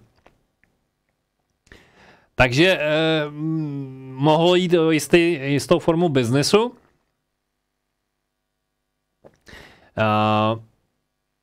Ibrahim k tomu ještě dodává, že má pocit, že ty nápisy jsou jako mnohem mladšího data. A trošku se naváží nepřímo v podstatě do toho Mariete, který vlastně to místo objevil. Chytří vědí. No, vzpomenete si, když jsme se tady bavili o Velké pyramidě a o Howardu Weissovi, který pořád nemohl zjistit, pro kdo postavil tu pyramidu a pak jedno prohlásil, už to mám! Našel jsem nápis o odlehčovací komoře, je tam napsáno červeným okrem na kameni jméno Chufu, což je jinými slovy Cheops. Akorát, že ten nápis je opět napsán s pravopisnou chybou. A proč je napsán s pravopisnou chybou? Protože ta samá kartuše se stejnou chybou se vyskytoval jisté učebnici, tehdejší učebnici egyptských hieroglyfů, prostě v jakémsi slovníku tehdejší doby, v dobách Howarda Weisse. Takže jedna z úvah je, že v podstatě Howard Weiss to obsal to s tou chybou. A dokonce se uvádí, že styl psaní, který on použil, nebyl autentický pro dobu vlády Cheopse, to znamená v dobách Cheopse se takhle jako vůbec nepsalo. Jako ta forma zápisu, že nebyla autentická. Jinými slovy, pánové Mariette a Weiss bych řekl, že se dopustili stejné archeologické a domyslete si sami. Jak moc je to čestné. Ale zase na druhou stranu já ty chlapy chápu, jo, prostě dostanete práci a jste placený za výsledek a když se žádný výsledek nedostavuje a když zadání je, že potřebujete v podstatě říct, jako něco jsem objevil a patří to tomuhle panovníkovi a sloužil to k nějakému účelu, byste se dostali do učebnic dějepisu, tak ono to prostě nepůsobí úplně dobře, když řeknete, sice jsem něco vykopal, nevím, co to je, k čemu to slouží, ale plácejte mě za to po rameni, jo. Jo, takže tadyhle je krásně vidět na tomhle tom případu, jak jsem říkal, že je to ne zcela kvalitní práce, protože tady ten symbol takový, který připomíná to, jako kdybyste měli prápor, tak ty symboly jsou každý jiný. Což je něco, co na jako autentických nápisech nenajdete. Prostě je to, jak když střelí. Jo, tady je sice ta fajfka, která je tadyhle, tak dobrý, ten pták ještě by šel, ale tadyhle jelo dláto, ale jestli mu odskočilo dláto a nešlo to vyškrábat nic, tak přeskočilo, pokračoval dál. Jo, proč na sarkofágu nebo vaně, která má absolutní přesnost, to znamená přesnost etalonu, jak říká Chrizdan, někdo škrábe naprosto amatérským způsobem nápisy, které v podstatě ještě navíc jako nedávají úplně smysl v kontextu toho, že jsou tam prázdné kartuše, že tam je sice napsáno, že to sloužilo pro pohřbívání býka Apise, ale nikdy se tam žádná mumie toho Apise nenašla.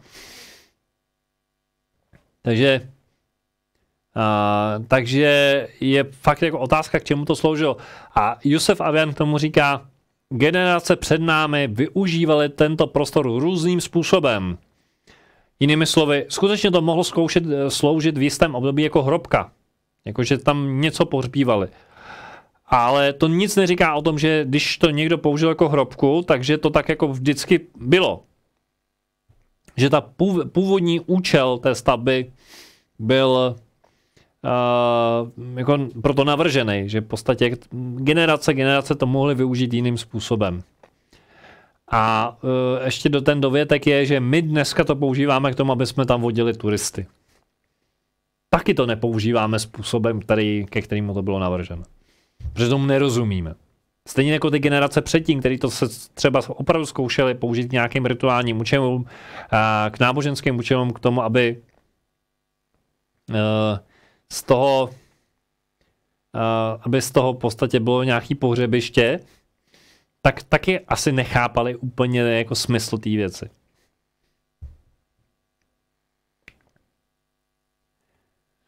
Jo, tady zase další detail na ty symboly, tady vidíte, jak to oko, což by měl být symbol Bohara, pokud se nepletu. Byť, jak říká Mohamed Ibrahim, tak různé symboly v různém kontextu mají různý význam.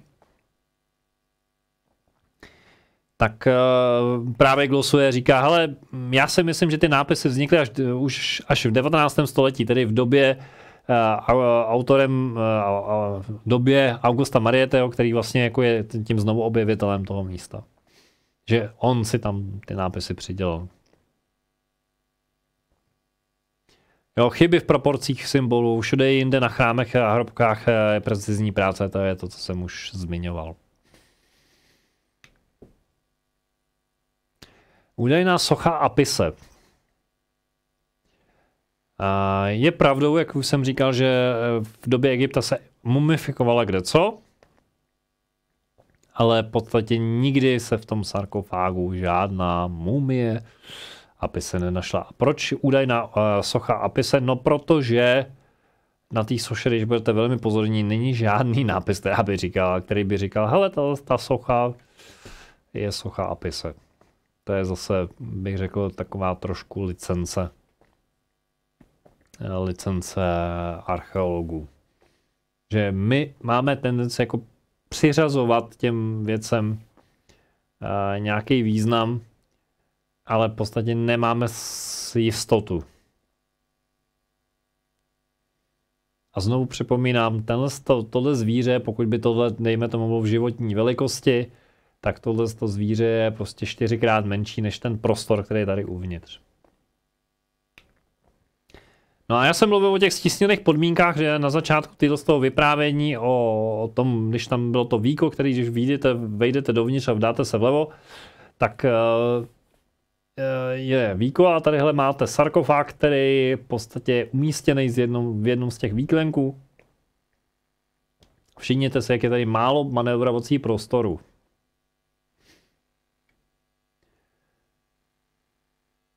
Odhadovaná váha samotného sarkofágu je kolem 100 tun, odhadovaná váha samotného víka, to znamená toho vršku,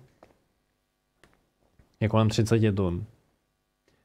Takže se pohybujeme v rozmezí 100 až 130 tun. Podle velikosti. A jako zmiňuji, nebo znovu připomínám, že finální opracování se provádělo až na místě. A proč? Protože právě atmosférický tlak, vlhkost prostředí, teplota. Tohle všechno ovlivňuje vlastně jako tepelná roztažnost nebo vlastně kvalitu toho materiálu. A jestliže potřebujete to naladit na určitou frekvenci, tak je důležité, aby to bylo na tom konkrétním místě v těch podmínkách, kde to má fungovat. Tady vidíte Chrise Dana, jak tam měří se svým velmi přesným úhelníkem a diví se, že ty stěny jsou tak hladký, že jednak, kdybyste teď oprášili ten prach, směl z nich prach, tak se v podstatě lesnou jako zrcadlo. A další, že je tady i naprosto čistý pravý úhel, pod kterým, když posvítíte světlem, tak jako není tam jako sebe menší mezera. Další fascinující věc, že tyhle ty stěny, ty protilehlé stěny jsou naprosto vůči sobě vodorovný, paralelní. Je to úplně čistý. Co je naprosto fascinující, je tenhle roh. Pokud člověk není znalý opracování kamene, tak mu to až tak jako nepřijde, ale pokud naopak jste se někdy s tím tématem zabývali, tak teď možná si říkáte, Ježišmarja, jak to udělali. Jde totiž o to, že pokud bychom dneska měli vyrobit byť jenom nějakou takovou nepatrnou část s takovouhle přesností, tak přesně u toho rohu se prokáže jako naše technické znalosti a technické možnosti. A to doslova.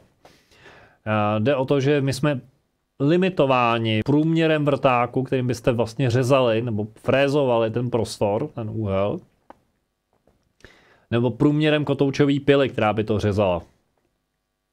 Jo, nebo rozbrušovačky, kamen, nebo pily na kámen, bych to tak řekl. Jo, a teď si všimněte, že ten roh je v podstatě jako čistý, rozměrný úhel, jako to říct. Zbíhá se to do jednoho bodu s minimálním zakřivením. Tedy něco, co není úplně v našich silách. A tím neříkám, že nejsme schopni vyrobit, jakože teď nemám ten třetí prst, který by mi pomohl, že bych vám tady nakreslil do prostoru trojúhelník, ale v podstatě já si můžu pomoct jinak. Já mám takový kreslítko. To jsem dlouho nepoužíval. Tak když mi to bude fungovat, tak si můžeme tady trošku počmárat obrazovku. Tak. Když si představíte, že tadyhle to obtáhnu, aby to bylo vidět přes to nasvícení. Jo, to znamená, tadyhle máte pravý úhel, tadyhle máte pravý, to všechno jsou pravý úhly, ono to zkresluje na té fotografii, takže mi to prosím odpusťte. Ale v podstatě máte ostrý roh. A jediný způsob, jak bychom to dneska udělali, je, že to uděláte podle šablony, to znamená, že to uděláte odlitek. A jako představa, že byste to frézovali pomocí vrtáku, tak ano, můžete, ale v podstatě jste limitováni průměrem toho vrtáku. A když čím víc se budete blížit k tomu rohu, tím potřebujete menší průměr. Jo, a aby to bylo jako autentický, tak v podstatě byste potřebovali, nebo měli byste najít na povrchu té plochy, že bylo použito nějaké frézování, buď řezání pomocí kruhové pily, anebo vrtání, to znamená, vzali byste trubkový vrták a vrtali do kamene. Nic z toho tady není. Ať to dělali, jak to dělali, tak v podstatě jako tohle opracování, jako tyhle stopy tam nejsou. Stejně tak, jako tam nejsou stopy po tom, že by bylo prováděno leštění. Jakože pomocí třeba když se dneska leští povrchy, tak se to dělá pomocí jemných písků. Kruhovým pohybem leštíte. Nebo souvislým pásovým pohybem. Nic z toho tady není. Prostě nějakým jiným způsobem to udělali. A my nevíme jak.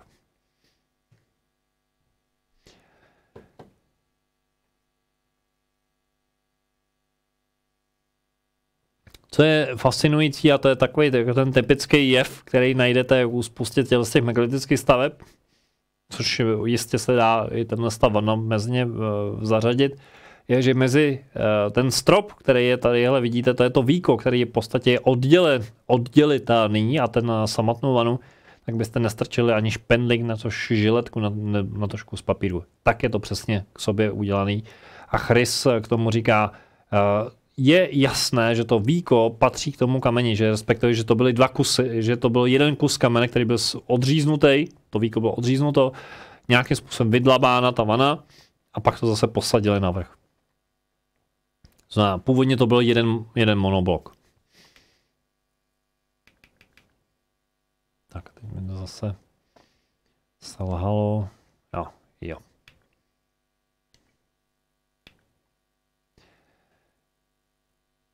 Ta kvalita opracování je natolik fascinující, že i po tolika letech, když byste si šahli na hranu, vnější hranu, jedno z těch sarkofágů nebo té vany, tak a trošku byste víc přitlačili, tak hrozí, že si pořežete prsty. Tak je to ostré, tak je to přesné. Co je fascinující, je, jako, jakým způsobem vyleštili ten povrch, který je v podstatě tak jako lesklý, jako matný zrcadlo. A Josef Avian přišel s jedním zajímavým postřehem a doufám, že to uvidíte i vy na svých obrazovkách. A sice, že u jedné z těch van je posunutý víko. Je to jako rozšoupnutý. A když se podíváte velmi pozorně, já vám to zkusím přiblížit, tak si všimněte takovýhle mapy, tadyhle to. Já to zkusím když tak ještě pak obtáhnout, aby to vaše pozornost zaregistrovala. Tady ten povrch. Teď jak to přepnout zase. Předsvaknu. Tahle ta část povrchu, tadyhle ten fragment, přibližně tahle oblast, kterou jsem tady označil červeně, tak není vyleštěná, není vyhlazená. Kdežto tadyhle vedle, vidíte, takhle to zkusím ohraničit, takovou jakože mapu, jako kdyby tam něco nateklo, kdybyste někde rozlili vodu. A to je přesně to místo, kam zatekla zjevně nějaká kapalina, která vytváří ten lesk, tady to vidět vlastně v detailu, jo, tady to samý. Ohraničím. Takhle, zhruba takhle dozadu a pryč. Tahle část je nevyleštěná, tohle je nevyleštěný a tahle naopak je hezky vyhlazená, podobně jako je to tadyhle. Jo, to žlutý je vyleštěný.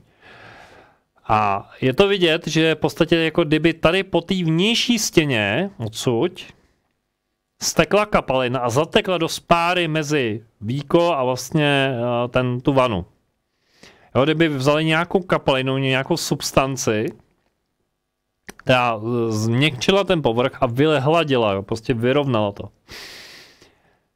Co to je za látku, nevíme, nevím o tom, že by to někdo zkoumal, je otázka, jestli to je vůbec možný nějakým způsobem analyzovat, to by mě osobně velmi zajímalo, jestli by se třeba dalo vzít nějaký vzorek a zkoumat, jako jaký chemický složení, jestli bychom se dokázali dopátrat jako z toho, co by to mohlo být a jestli by se to třeba v dnešní době nějakým způsobem využít. Toť otázka.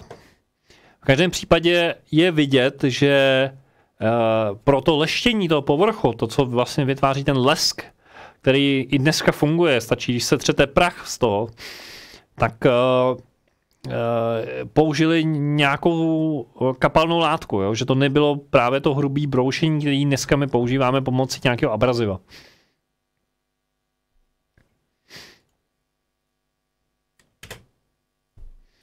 Tak, tady je jeden z boxů, který se nachází na konci té hlavní chodby vlevo a je z růžového granitu. Co je na tom zajímavé, že box má šířku zhruba o 30 cm, je o 30 cm užší než jako nejhubenější průchod chodby. To znamená, představte si, že máte posouvat něco skrz chodbu nějakým způsobem a nemáte prostor, který je jako manévrovací prostor, jo. A je tam jako úvaha, představte si, že byste měli teď abych to řekl správně, myslím, že se uvádí, že na zhruba 1 tunu potřebujete 10 statných mužů, abyste s tím pohnuli. Abyste s blokem váze tuny pohnuli. A to ještě Jusef zdůrazňuje, vemte si silné muže, silné egyptské muže, kteří by to. A teď si vemte, že máte něco, co váží 100 tun. Jo? A to už je jako ten opracovaný kus. To není ten kus, který jako ten kámen, který jste vytěžili někde v lomu. Jo? Tak jak ten kámen doletěl nebo dostal se na to místo, to je velká záhada, ale jakým způsobem byste to posouvali v tom prostoru, v tom podzemním komplexu, byste měli na 1 tunu 10 lidí, a teď byste tam měli 100 tun. To znamená, máte 1000 lidí, kteří táhnou v přímém směru box, nějakou krabici, bednu, která je prostě z tohohle žilového masivu.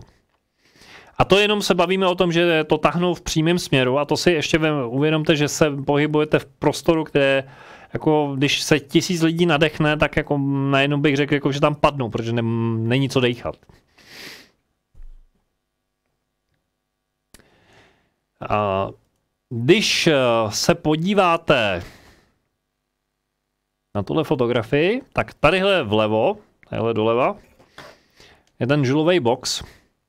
A tady to jsou ty dveře, o kterých jsem mluvil na začátku, když jsem vám říkal o... Teď nevím, co jsem provedl, jo.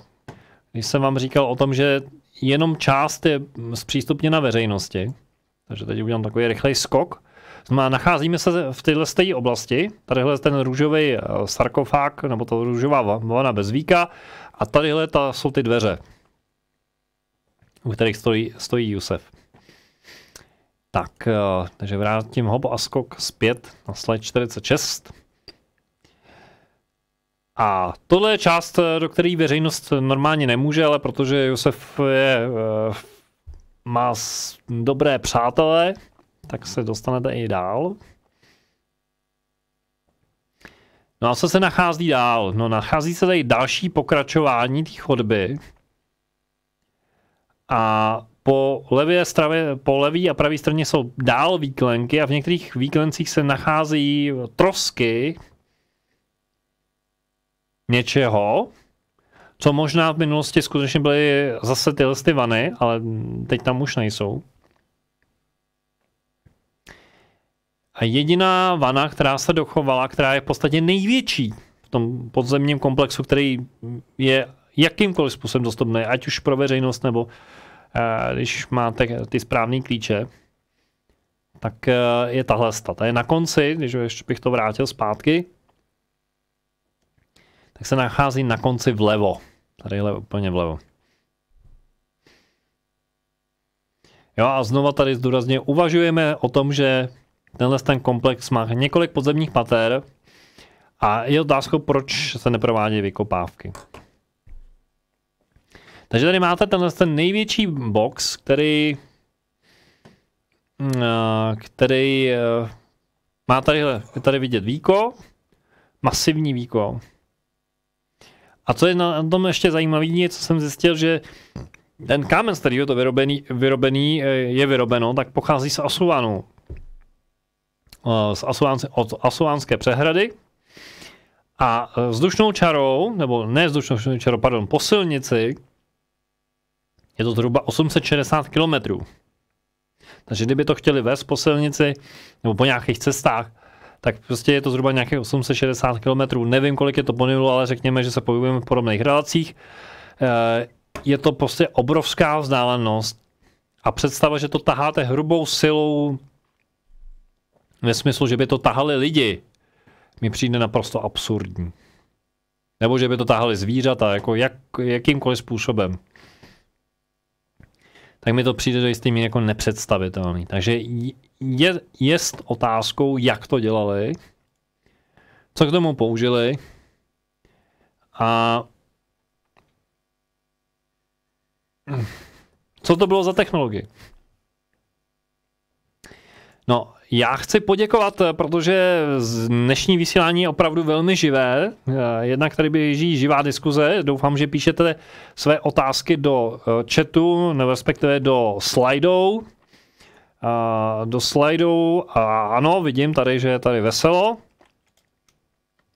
Takže pište dál, znovu nasdílím s dovolením odkaz slidou, nebo si otevřete sly.do a zadejte heslo Egypt. Dostanete se do místnosti, která tomu slouží. Chat jako takovej, tak teď si s dovolením trošku jenom velmi matně stíhám číst, takže pokud chcete, abych na něco reagoval, tak prosím právě do slidů, kam pište svoje dotazy, kterým se budu věnovat za chvilku. Jinak chci moc poděkovat všem přispěvatelům, kteří dneska podporují dnešní vysílání, takže díky moc, jen tak dál. Jsme rádi za každou korunu. Díky, že sledujete náš kanál Suena Universe. Budeme velmi rádi, když zůstanete s námi ve spojení. Dejte prosím našemu vysílání palec nahoru, klikněte na tlačítko odebírat a na zvoneček. Sdílejte nás prosím na sociálních sítích. Podpořte prosím naši práci trvalým příkazem na náš transparentní účet, alespoň 100 korun nebo 4 eura měsíčně. Navštivte naše stránky darujme.cz/Suena Universe a staňte se patrony některého z našich projektů. Svoji podporu můžete vyjádřit také tím, že nakoupíte zboží v našem e-shopu na adrese e-shop.suene.cz.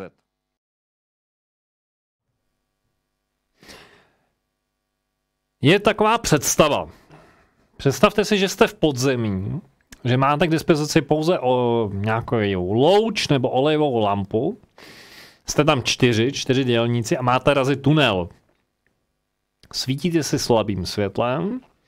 Všude je prach, jak bušíte do těch dát a vlastně odpadává materiál. A je tam v podstatě dusno a v podstatě obrovský nepořádek. A v tomhle tom chaosu máte razit nějaký tunel, nějaký podzemní chodby.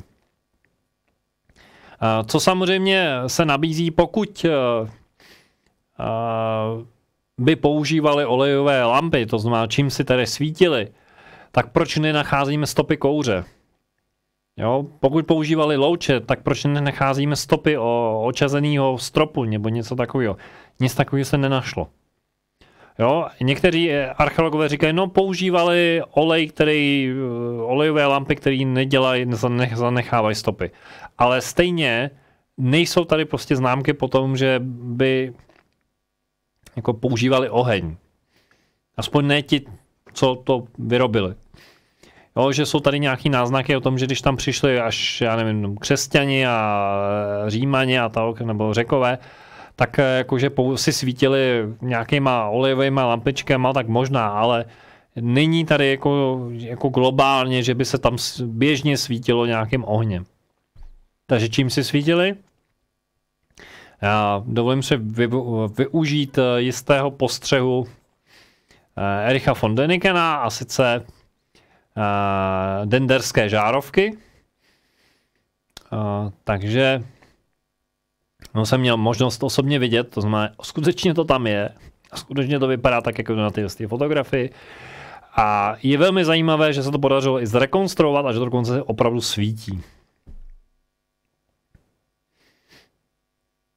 Takže je to jedna z možností, co mohli použít, protože bagdátská baterie, což je tadyhlec, taky byla objevena, měli možnost vyrábět elektřinu v tom smyslu, jaký známe my.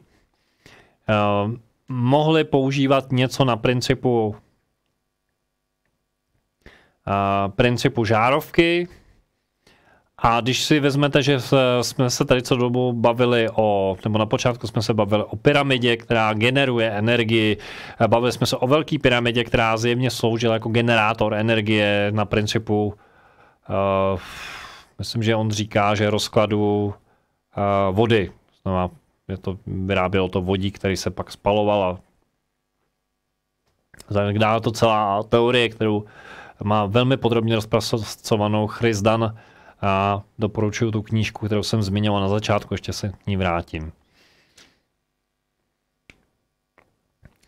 Takže ona otázka je, jak ty boxy přesouvaly, já už jsem to naznačil, představte si, že máte takhle box v chodbě, který nevíme, proč zůstal tady stát, ale tady je prostě opravdu velmi málo místa, abyste tam protáhli. A když vezmete, že byste měli na 1 tunu 10 silných mužů, tak v podstatě jste o 100 000, pardon, u 1000 lidí, kteří mají něco někam přesouvat. A jenom pro představu, se podívejte, jak se tady hemží prostě davy lidí, kteří se procházejí a jako, jak je tam jako relativně málo místa. Jo. A teď byste měli něco jako organizované. A teď ještě jde jenom o to, že to táhnete v přímém směru a vemte si, že tady vlastně máte umístit ty boxy tady do těch výklenků. A nejenom to, že umístujete jakože v nějakém horizontu, ale vlastně je zapouštíte do země, protože oni byli níž, než je ta úroveň toho terénu.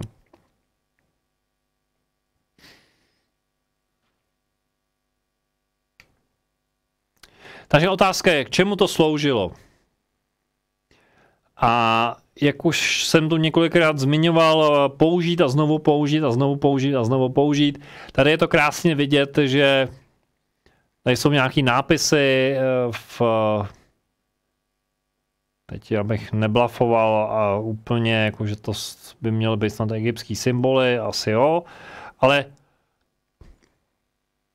výklenky, které zjevně sloužily i v dobách křesťanství, jako raných křesťanů, jako nějaký katakomby. A to nic neříká o tom, jako jestli to byla hrobka nebo kaple, nebo prostě nic nám to neříká o původním smyslu té stavby. Takže s touhletou otázkou, k čemu to sloužilo, to místo opouštím. A přiznám se, že mě velmi fascinuje a velmi mě mrzí, že kdykoliv jsem byl v Sakáře, tak jsem to minul. Takže až příště pojedu do Egypta, tak věřím, že vám přinesu autentické záběry a že vám natočíme přímo reportáž z toho místa, abyste mohli to více prožít s námi.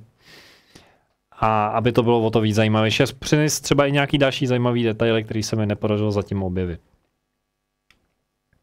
No a takový závěr mi dovolte takový kvíz a i jednu zmínku. Já jsem to vlastně říkal, že mně to připadá spíš jako místo, kde se jako přesouvalo, že se cestovalo, že to sloužilo možná k teleportaci. Tak pro bystré tohle místo je vstupem do hrobky, nebo oficiálně je to hrobka, dneska je to hrobka jistého Mereruka, ne faraona, to jsem přehnal, ale já myslím, že vezíra, nějakého velekněze, Mereruka. A když se na tohle fotografii podíváte a nebudete koukat po kamenech a budete velmi pozorní, tak něco objevíte. A když na to přijdete, čím je to zajímavý, protože to vzniklo v roce 2003, tak to nejrychlejšího třeba odměníme nějakým prezentem.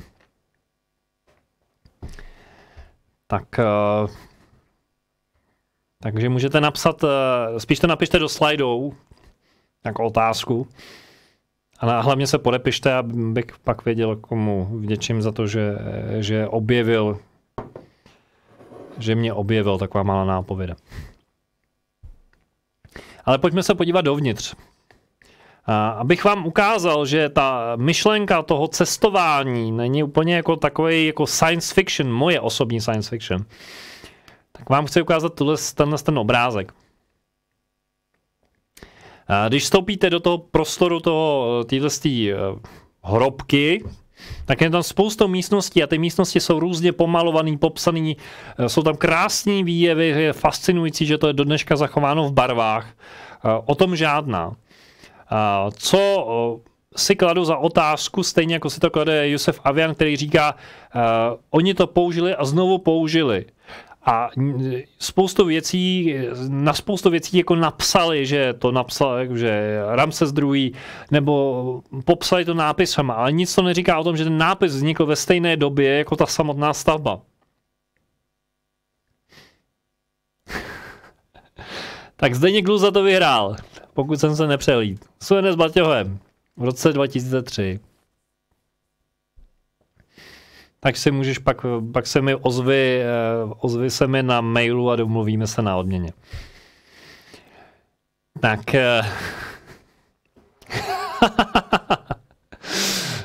Takže jste v chrámu, nebo jste v té stavbě a teď tady vidíte spoustu nápisů a teď si všimněte, že ty nápisy jsou zapuštěný do zdi, to znamená, jsou vysekaný do zdi a namalovaný. To je jeden postřeh.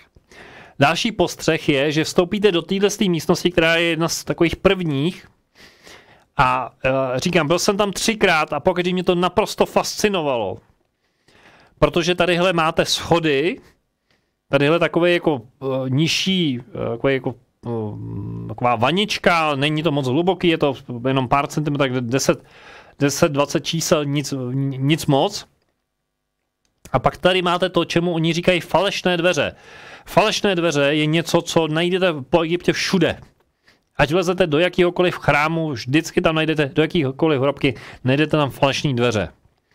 A otázkou je, co ty falešné dveře vyjadřují. Jestli jako oficiální interpretace je, že to je brána do jakoby na druhý břeh, jako do říše mrtvých. Ale je otázkou, jestli se to nedá interpretovat i jinak. Ještě jenom pro úplně dokreslení ty představy. Tady jsou ještě jedny falešné dveře. A tady je ten Mereruk. Jo, falešné dveře, ve kterých stojí Mereruk. A to je, řekněme, ta ústřední místnost, tady dokonce myslím, že takhle nějak vlevo, jestli se nepletu, dokonce je sarkofág. To znamená ta věc, která pojídá to maso. Takže Mereruk stojí v bráně. Můžeme se ptát, jestli to je autentické stvárnění, jestli to takhle bylo od počátku zamýšleno, nebo jestli to bylo vysekáno dodatečně. Zdůrazňuju to, že i tohle se dělo. To znamená v místech, kde původně byla jenom hladká stěna, tak někdo si dal tu práci a vysekal tam prostě sochy, vyobrazující prostě božstva nebo lidi, kteří se tam nechali jako fyzicky pohřbít. No a teď ta pointa, která se mi velmi líbila a je to věc, kterou mám právě o to Mohameda Ibrahima, na místě, které není v tomhle chrámu, ale na jiném místě, které se nachází v Abydosu, to znamená chrám v Abydosu, je nápis. A ten nápis, to je tato část, která je vyznačená tím červeným čtverečkem, a Ibrahim k tomu říká, tenhle nápis se dá přečíst tak, že to znamená, on říká v angličtině, dá se to přeložit jako Stargate. My bychom česky řekli hvězdná brána. To znamená, tady máte hvězda a tady myslím, že to je brána. A tyhle ty symboly, jako, že to nějak jako vysvětlují, jako, že to je brána do jiných světů. Takže pojem hvězdná brána jako v egyptském světě, ve světě Kemet skutečně existoval. Není to nic jako divného. A on jenom ještě zdůrazňuje, ano, mohlo by se to možná interpretovat jinak, nebo někteří by to interpretovali jinak, ale dle názoru Ibrahima, Mohameda, jako ten výraz hvězdná brána je nejpřesnější interpretace, která se mu podařila zatím jako k tomuhle s těm 4 symbolům najít. Takže tohle je dle mého, to už je můj dohad, jako vyobrazení hvězdné brány. A nejen to, podle mého názoru, tohle je brána. A ty schody, to jsou prostě, když to zapnete a když to umíte aktivovat, tak v podstatě projdete někam jinam. A teď nemyslím, jakože do podsvětí, ale v podstatě vás to teleportuje někam jinam. To je ta narážka na to, že jsem říkal, že mi to spíš připadá, že Serapeum je letiště, nebo prostě odletová hala, vezete si do boxu a odletíte někam na Mars, nebo někam do souhvězdí ryb, nebo prostě cokoliv. Jo, každý ten box měl třeba jinou adresu ve hvězdném prostoru, nebo v jiný dimenzi. To samý tohle. A v podstatě to, že tadyhle bylo použito jako hrobka, tak prostě to je až ta následná interpretace, kdy Oni nevěděli nebo neměli úplně představu, protože už to nefungovalo. Prostě zřejmě to bylo v době, kdy už to zařízení nefungovalo, kdy už to nedokázali zprovoznit. Tak v podstatě to využili k tomu, že řekli, fajn, tak prostě tadyhle ten Mereruk chce být odeslán mezi bohy, protože to používal, ta technologie sloužila především bohům. Jo, to znamená obrům, bohům. Tak chce v podstatě jako se spojit s těmi bohy, tak jako v posmrtném, aspoň posmrtném životě, chce být vedle svých bohů, kterým se celý život, fyzický život kláněl. Takže to je taková jako zajímavost na závěr dnešní prezentace. Musím říct, že jsem fascinovaný, protože jako trháme rekordy 440, nebo respektive 455 lidí online. To je fakt jako největší rekord a to jsem tady hodně dlouho nebyl. A moc vám za to děkuju, že sledujete se mnou, že jste tady se mnou v tuto pozdní hodinu. 2 hodiny 18 minut. To jsem byl nějaký rychlej. Tak dovolte mi vás pozvat do našeho e-shopu a vlastně tím vás poprosit, abyste podpořili tohle vysílání třeba i tím způsobem, že si koupíte nějakou knížku nebo nějaký šperk, což je mimochodem novinka. Teď od ledna máme v nabídce i šperky ze zlata, ze stříbra, tuším, že z bronzu nebo ze železa. A protože jsme se bavili o Egyptě, tak samozřejmě dávám do placu Nilský kříž, kříž života, anebo symbol oko boha, božské oko, horovo oko. No ale abyste to neměli jenom šperky pro své partnery a partnerky, tak doporučuji knížku Ztracené technologie stavitelů pyramid, Christopher Dunn. Pro mě naprosto geniální zpracování tématu vlastně technologií pyramid a vůbec jako technologie opracování, kdy Chris velmi precizně a naprosto jako akademickým přístupem vysvětluje, proč si myslí, proč jako vnímá, že staří Egypťané museli, nebo ti, kteří ty stavby postavili, ty sochy vyrobili, ty chrámy, ty pyramidy, museli používat strojový opracování. Ať už to dělali jakkoliv, ať už ty stroje vypadaly jakkoliv, tak muselo jít o nějakou mechanizaci nebo nějakou sofistikovanou technologii, která převyšuje, mnohonásobně převyšuje naše technické dovednosti. Jo, a už vůbec jako nemá smysl se bavit o nějakým primitivním kladivu a primitivním dlátu. Pak samozřejmě Erdogan Ercivan, Zakázaná egyptologie, knížku, kterou jsem taky četl, taky doporučuji, prostě jakýsi průřez egyptskou historií a různý narážky na věci, které v podstatě se dají interpretovat jinak, a kterých se tady s váma konec konců bavím. A pak velmi populární titul, který si často u nás objednáváte, taky od stejného autora, a to je Patenty faraonů. To znamená zase narážka na technologie, které se v dobách starého Egypta země používaly, nebo minimálně se s nimi nějakým způsobem ještě možná pracovalo, než se to úplně rozbilo. A dneska z toho máme bohužel jenom trosky. Takže navštivte prosím e-shop.suvené.cz. Zakoupením čehokoliv v našem e-shopu přispíváte na naše vysílání, na naše webové stránky a vůbec na fungování projektu Suvené Universe, za co jsme velmi rádi. A samozřejmě dovolte mi, to si nemůžu jako odpustit, to je prostě taková srdeční, jak se říká, srdcová záležitost. Knížka Mimozemšťaná, která se nadále prodává, je to stále hit v našem e-shopu, jako jednoznačně na top prvním místě můžete se podívat, máme statistiku, je veřejně dostupná v rámci e-shopu, když otevřete, tak po levé straně je jako nejprodávanější produkt a tam je jednoznačně na prvním místě knížka Mimozemšťané, kdy každý den aspoň jedna objednávka v průměru přijde. Prosím vás, máme poslední 420 kusů a to jsme jich vytiskli už přes 6 000. Takže jako fantazie, prostě ano, bestseller, povedlo se to, dokázali jsme to.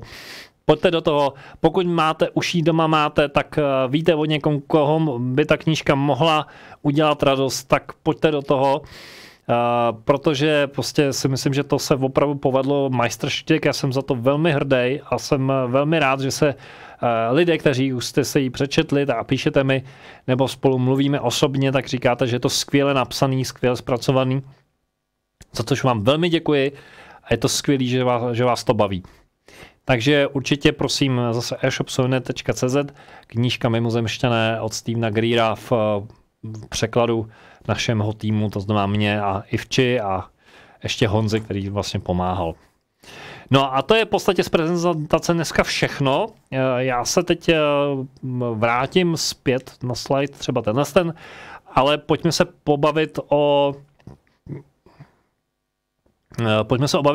bavit o vašich otázkách. Znovu připomínám, stále můžete psát, dokud neskončí vysílání, tak pište dotazy do slidou, na sli.do, zadáte heslo Egypt a otevře se vám místnost, kterou máme právě společně k dispozici. A já se tady ponořím do těch dotazů. Budu to brát prosím od zhora dolů. Pokud byste nějaký dotaz chtěli upřednostnit, tak samozřejmě stále můžete, ale teď už to tady čtu. Takže první dotaz, který tady vidím, který dostal nejvíc palců, je dotaz od Tomáše. Zdravím, mám otázku. Proč Suené mažete a smazal jste velmi velký počet nesouhlasných komentářů pod vašimi videi? Nebyly ani vulgární, mohlo lidem bylo smazáno? Přátelé, budu zcela upřímně otevřený, mažu pouze komentáře, které jsou právě vulgární. Které jsou osobní, vulgární a které se nevyjadřují v podstatě k tématu. To, že máte na něco jiný názor, to, že se mnou nesouhlasíte, mě nevadí, to je v pořádku, prostě můžem se lišit. Ale jakmile to je komentář, který jako útočí na osobu nebo jako se nedrží toho tématu, tak prostě jako nemám důvod to tam nechávat, protože je to zbytečný, jako neřeší to problém. Mě zajímá jako váš názor, určitě. A rád si s váma o tom pohovořím, nebo budu si s váma o tom klidně četovat, když na ně budete říkat, ale já si myslím, že to jinak. Ale v momentě, kdy to je nějaký osobní rovině, tak v podstatě jako nemám důvod na to reagovat a nemám důvod to tam nechávat, protože to prostě zbytečně kazí dojem. Takže to je na vysvětlenou. Tak, další dotaz. Dobrý večer. Jaký máš názor na teorii stavby egyptských pyramid pana profesora Josefa Davidoviče? A tady odkaz na video, tak to se teď omlouvám, to bych teď vás zdržoval.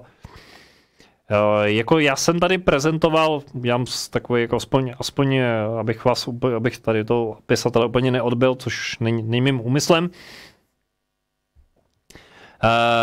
Tak já jsem vlastně v předchozím vysílání, který se týkalo Egypta, který byl vlastně měsíc a kus zpátky, tak když se podíváš, tak je tam popsaný všechny možné teorie, o kterých tuším,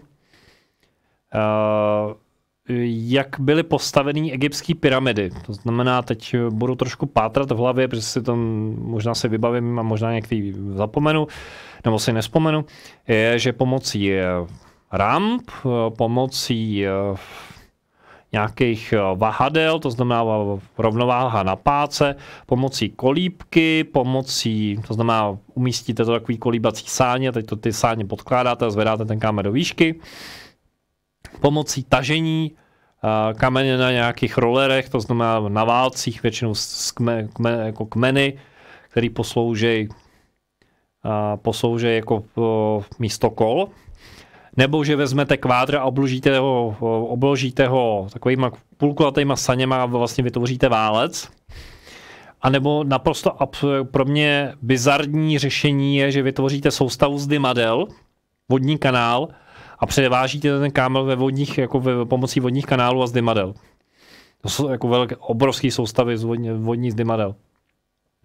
Což vypadá velmi zajímavě, velmi sofistikovaně, ale dle mého názoru je to násobně pracnější, než postavit samotnou pyramidu, i kdybyste to dělali nějakým manuálním způsobem.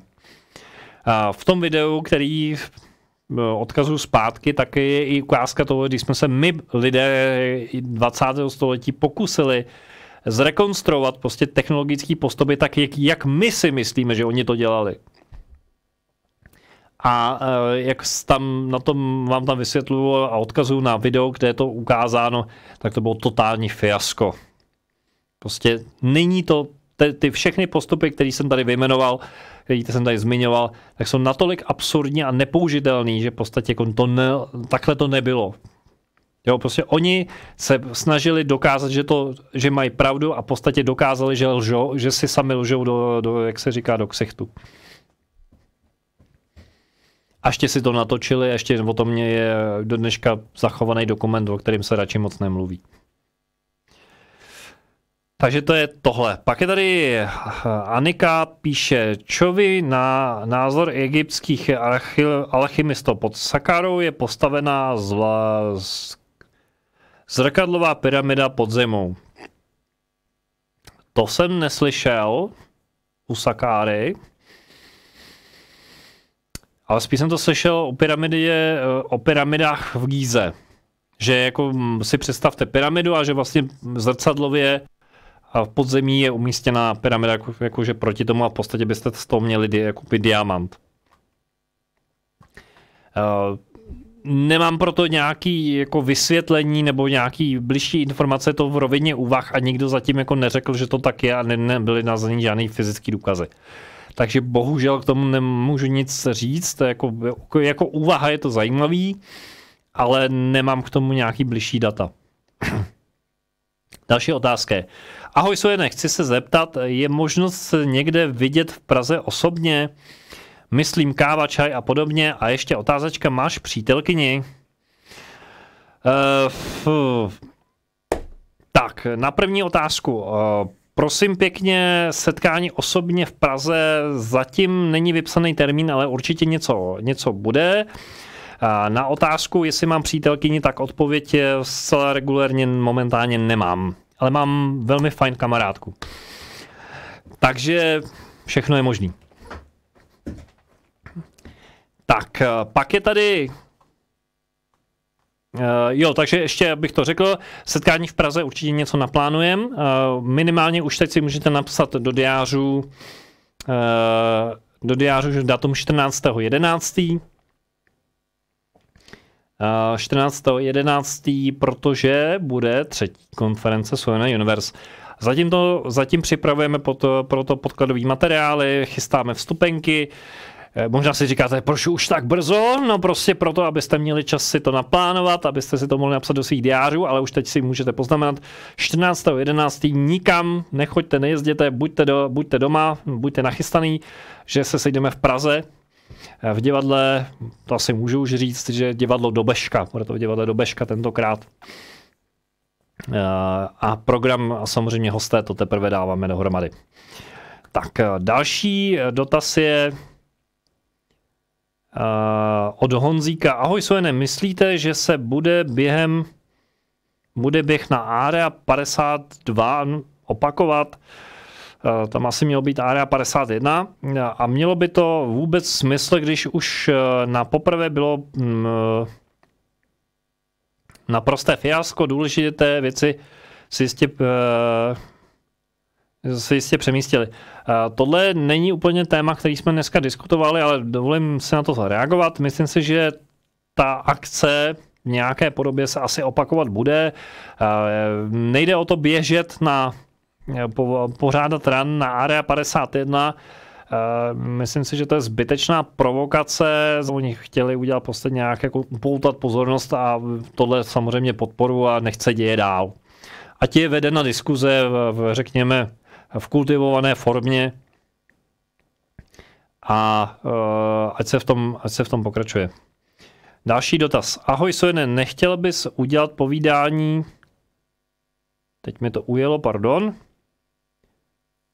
o objektu Oumuamua? Jo, to je asi takovej ten protáhlej šutr, který letěl vesmírem, o kterém se říká, že to je mimozemská loď. Zajímavé téma, zvážíme to.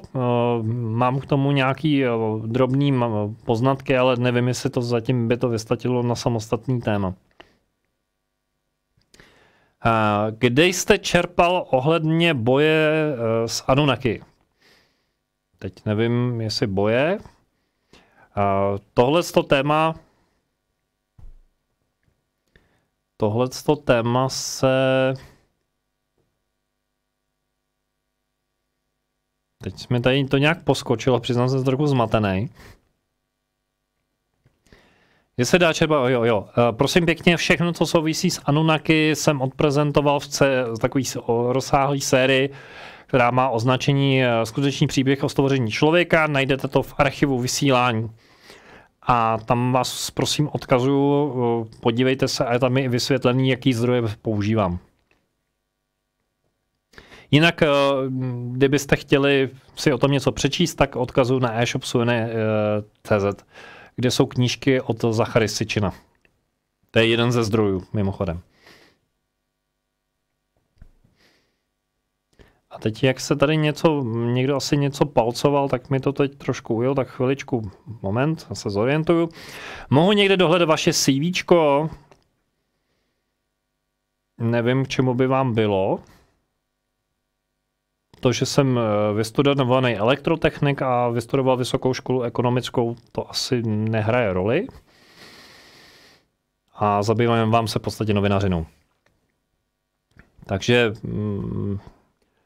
Aleksandr nebo Sašo, tak jestli vám to aspoň takhle stačí. A další dotaz. Zdeněk Luzasu. Jo. To je ten Baťoch. Jasně, tak Zdeňku, víme o sobě, napište mi do redakce, pak se domluvíme dál. A pak je tady další komentář. Anonym píše Egypt. Je možné, že tě nákresy, které tam jsou, také jakoby carbanice, že by nakreslili cestovatele v čase? Možný je všechno. O tomhle víc nevím. Pak je tady komentář další AT50093. A viděl jste někdy nějaký video od Alatra? Oni se tam na ně s pýchou odkazují totiž, což mě docela zaráží. A teď nevím, kdo se odkazuje na co. Videa od Alatra vím, o Alatře vím, ale videa jich se přiznám nesleduji. Znovu teď vchodové dveře jsou úzké. Jestli je to narážka na ty dveře, které jsou myšleny jako ty falešné dveře do jiných světů.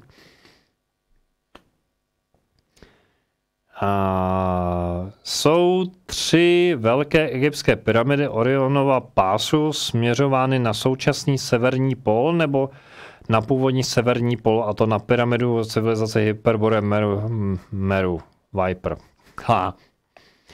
Tohle je téma, který by mě taky velmi zajímalo, jak tohle je, a položil jsem dotaz a bohužel jsem na to dostal do dneška odpověď. Ptal jsem se na to Grahama Hancocka na Facebooku a bohužel mi neodepsal, takže a ještě Roberta Bovala. Takže ti na to bohužel neumím odpovědět, ale kladu si stejnou otázku. Jo, to znamená, že jestli orientace současných pyramid, orientace pyramid na planetě Zemi v současnosti, tak jak to je, jestli to odpovídá tomu, jak je postavená zeměkoule ve vesmíru teď, anebo jestli je to posunutý, jestli tam vlastně nehraje nějakou, neskresluje ty data, to, že ta země se zjevně nějakým způsobem ve vesmíru z nějakého důvodu, který teď nebudu rozvádět, jakoby pohnula. Jo, že ta zemská ta kůra, jak by se posunula.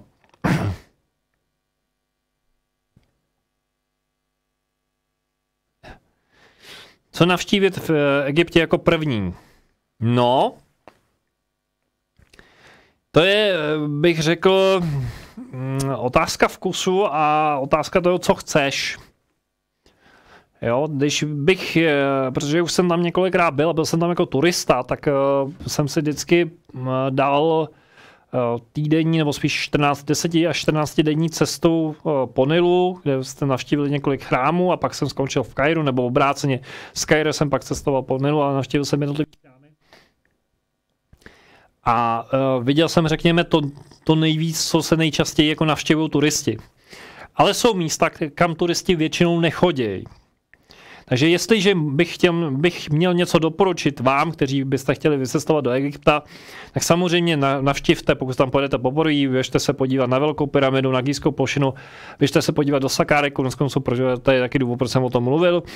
Ale napište si hesla jako Dahšur, napište si heslo jako Dendera, Abydos, Dahšur, protože tam je ta červená pyramida, lomená pyramida, tam je ta černá pyramida, tam turisti moc nechodí. Abydos, protože uvidíte na překladu tu kartuši, kde je vrtulník, letadlo, tank a skutečně to tam je a je to původní.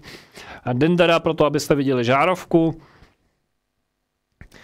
Další místo, který mě fascinuje, Abu Raváš a další a další.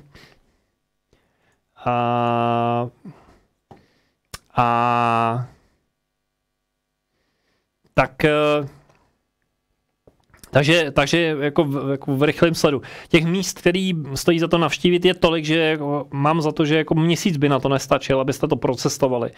A hlavně s cestovní kanceláří je to obrovský sprint.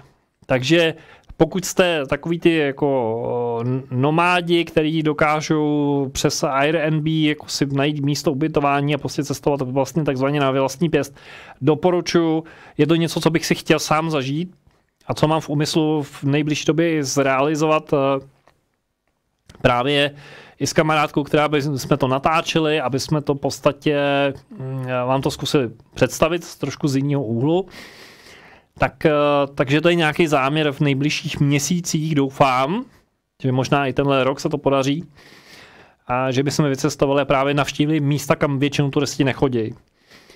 A třeba i něco odvysílali. Takže držte nám palce, případně podporujte nás, posílejte finanční podporu, aby se to dalo realizovat, protože samozřejmě je to velmi finančně nákladný. A když se to zadaří, tak třeba i někdy můžeme to zopakovat a vzít někoho z vás, kdo bude chtít. Tak můžeme vzít sebou a vlastně se je tam podívat jako nějaká větší parta. Tak, a pak je tady poslední, snad jsem nic nevynechal, dotaz Kantny.cz, Egypt, ahoj. Co když mohli Egypťani najít nějakou starou technologii jiný mimozemský civilizace, například a používali elektromagnetické síly, kterou následně vylepšili? To je možný. Rozhodně to vypadá tak, že přišli k něčemu, co už tady bylo. Jo, rozhodně přišli k něčemu, co jako lidé jako nevymysleli, ale někdo jim řekl, že buď jak se to dělá, anebo jim řekl, hele, začněte to používat, protože to tady zbylo po někom předtím. Takhle to na mě působí. Jo? Jak to bylo doopravdy, to je právě spousta úvah, ale nemáme k tomu v podstatě jako nějaký bližší informace, anebo ty informace jsou natolik jako nejistý, že těžko soudit. Jo, takže určitě je tady, platí to, co říká Graham Hancock, když říká, máme ztrátu paměti, my si nepamatujeme, my nevíme o tom, co se tady dělo v dávné minulosti. My si nepamatujeme, dokonce někdo říká, hele, my si pamatujeme, jako dokážeme chápat historii zhruba tak 600 let před naším letopočtem, ale pak je to prostě čistá spekulace. Prostě nemáme jako nějaký podpůrný data, který by jako s jistotou řekli, a bylo to takhle. Takže tolik k otázkám. Pokud ještě něco vás napadá, tak rychle pište poslední minuty dnešního večera. A já chci poděkovat ti. Určitě. Tady něco přistálo.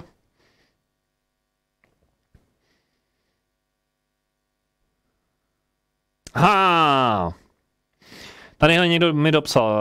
Dobrý večer, pan profesor Josef Davidovič má údajně nezvratné důkazy o tom, že pyramida byla postavena z umělého betonu, píše Petr G. Jo, to je taky jedna z teorií, ano, děkuji za připomenutí, to je ta teorie, kterou jsem zapomněl zmínit, ale vím o ní. Je to jedna z možností a je pravdou, že na některých místech skutečně byly nalezeny kameny, které vypadají, jako kdyby byly odlitý. Stejně jako my dneska odlejváme beton. My nevíme, jak to udělali, jak dokázali to, že vlastně jako rozmělnili kámen a pak vlastně ho přesvědčili, aby zase jako stuhnul v podobnou substanci, ale v podstatě působí to tak, jakože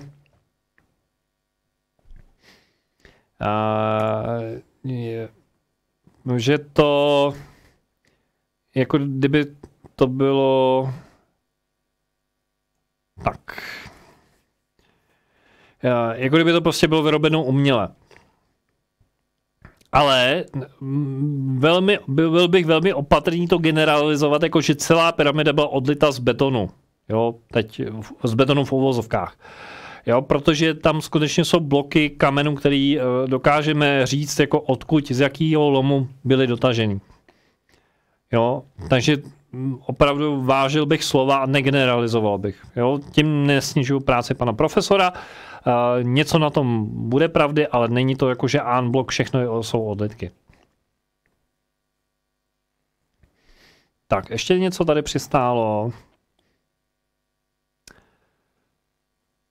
Co říkáš na film Pozemšťan? Tak teď jsem zaskočený. Zemšťan, jestli jsem to viděl. Jdu se rychle podívat. Otvírám co se vadu.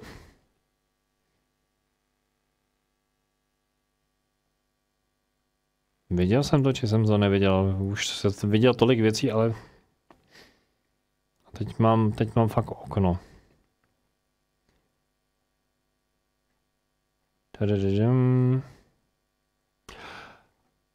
Jo, tohleto. To je úžasná věc, to doporučuji. Film Pozemšťan, ano, viděl jsem, úžasný, skvělý, beru. Nebudu to víc komentovat, protože bych vlastně odhalil point toho příběhu. Můžu v podstatě tadyhle do chatu jenom pro zajímavost hodit, kdo byste se chtěl podívat, o čem je tady řeč. Tak tadyhle posílám do chatu na CSFD. Můžete nakouknout, je to skvělý film. Víc ani slovo. Takže přátelé, já bych to asi klenul z závěru. Děkuji vám za pozornost, děkuji za to, že jste mi věnovali svůj čas a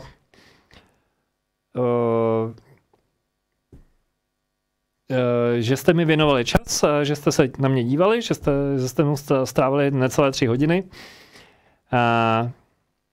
a že brzy se určitě uslyšíme a uvidíme znovu, že k tomu bude jistě příležitost. Budu se snažit znovu nastolit pravidelné vysílání, teď na příští středu plánujeme záznam setkání ze Šumperka, což je narážka i na to, že jste se někdo ptali, jestli bychom se mohli potkat tady v Praze. Zkusíme něco naplánovat. Pokud by to tak mělo být, tak by to asi se odehrálo některý víkend v březnu. Musíme se podívat v březnu nebo dubnu, podíváme se do kalendáře na naše možnosti a zkusíme uspořádat třeba nějaký menší setkání tady v Praze, kde bychom si mohli popovídat, jak se říká, u čaje, u dobré kávy a prodiskutovat nějaký zajímavý témata. Takže mějte se moc fajn, moc děkuju za váš čas a věřím, že brzy naslyšenou a naviděnou. Přeju vám krásnou dobrou noc, mějte se moc hezky. Díky, že sledujete náš kanál Suene Universe. Budeme velmi rádi, když zůstanete s námi ve spojení. Dejte prosím našemu vysílání palec nahoru, klikněte na tlačítko odebírat a na zvoneček. Sdílejte nás prosím na sociálních sítích. Podpořte prosím naši práci trvalým příkazem na náš transparentní účet, alespoň 100 korun nebo 4 eura měsíčně. Navštivte naše stránky darujme.cz/Suene Universe a staňte se patrony některého z našich projektů. Svoji podporu můžete vyjádřit také tím, že nakoupíte zboží v našem e-shopu na adrese e-shop.suene.cz.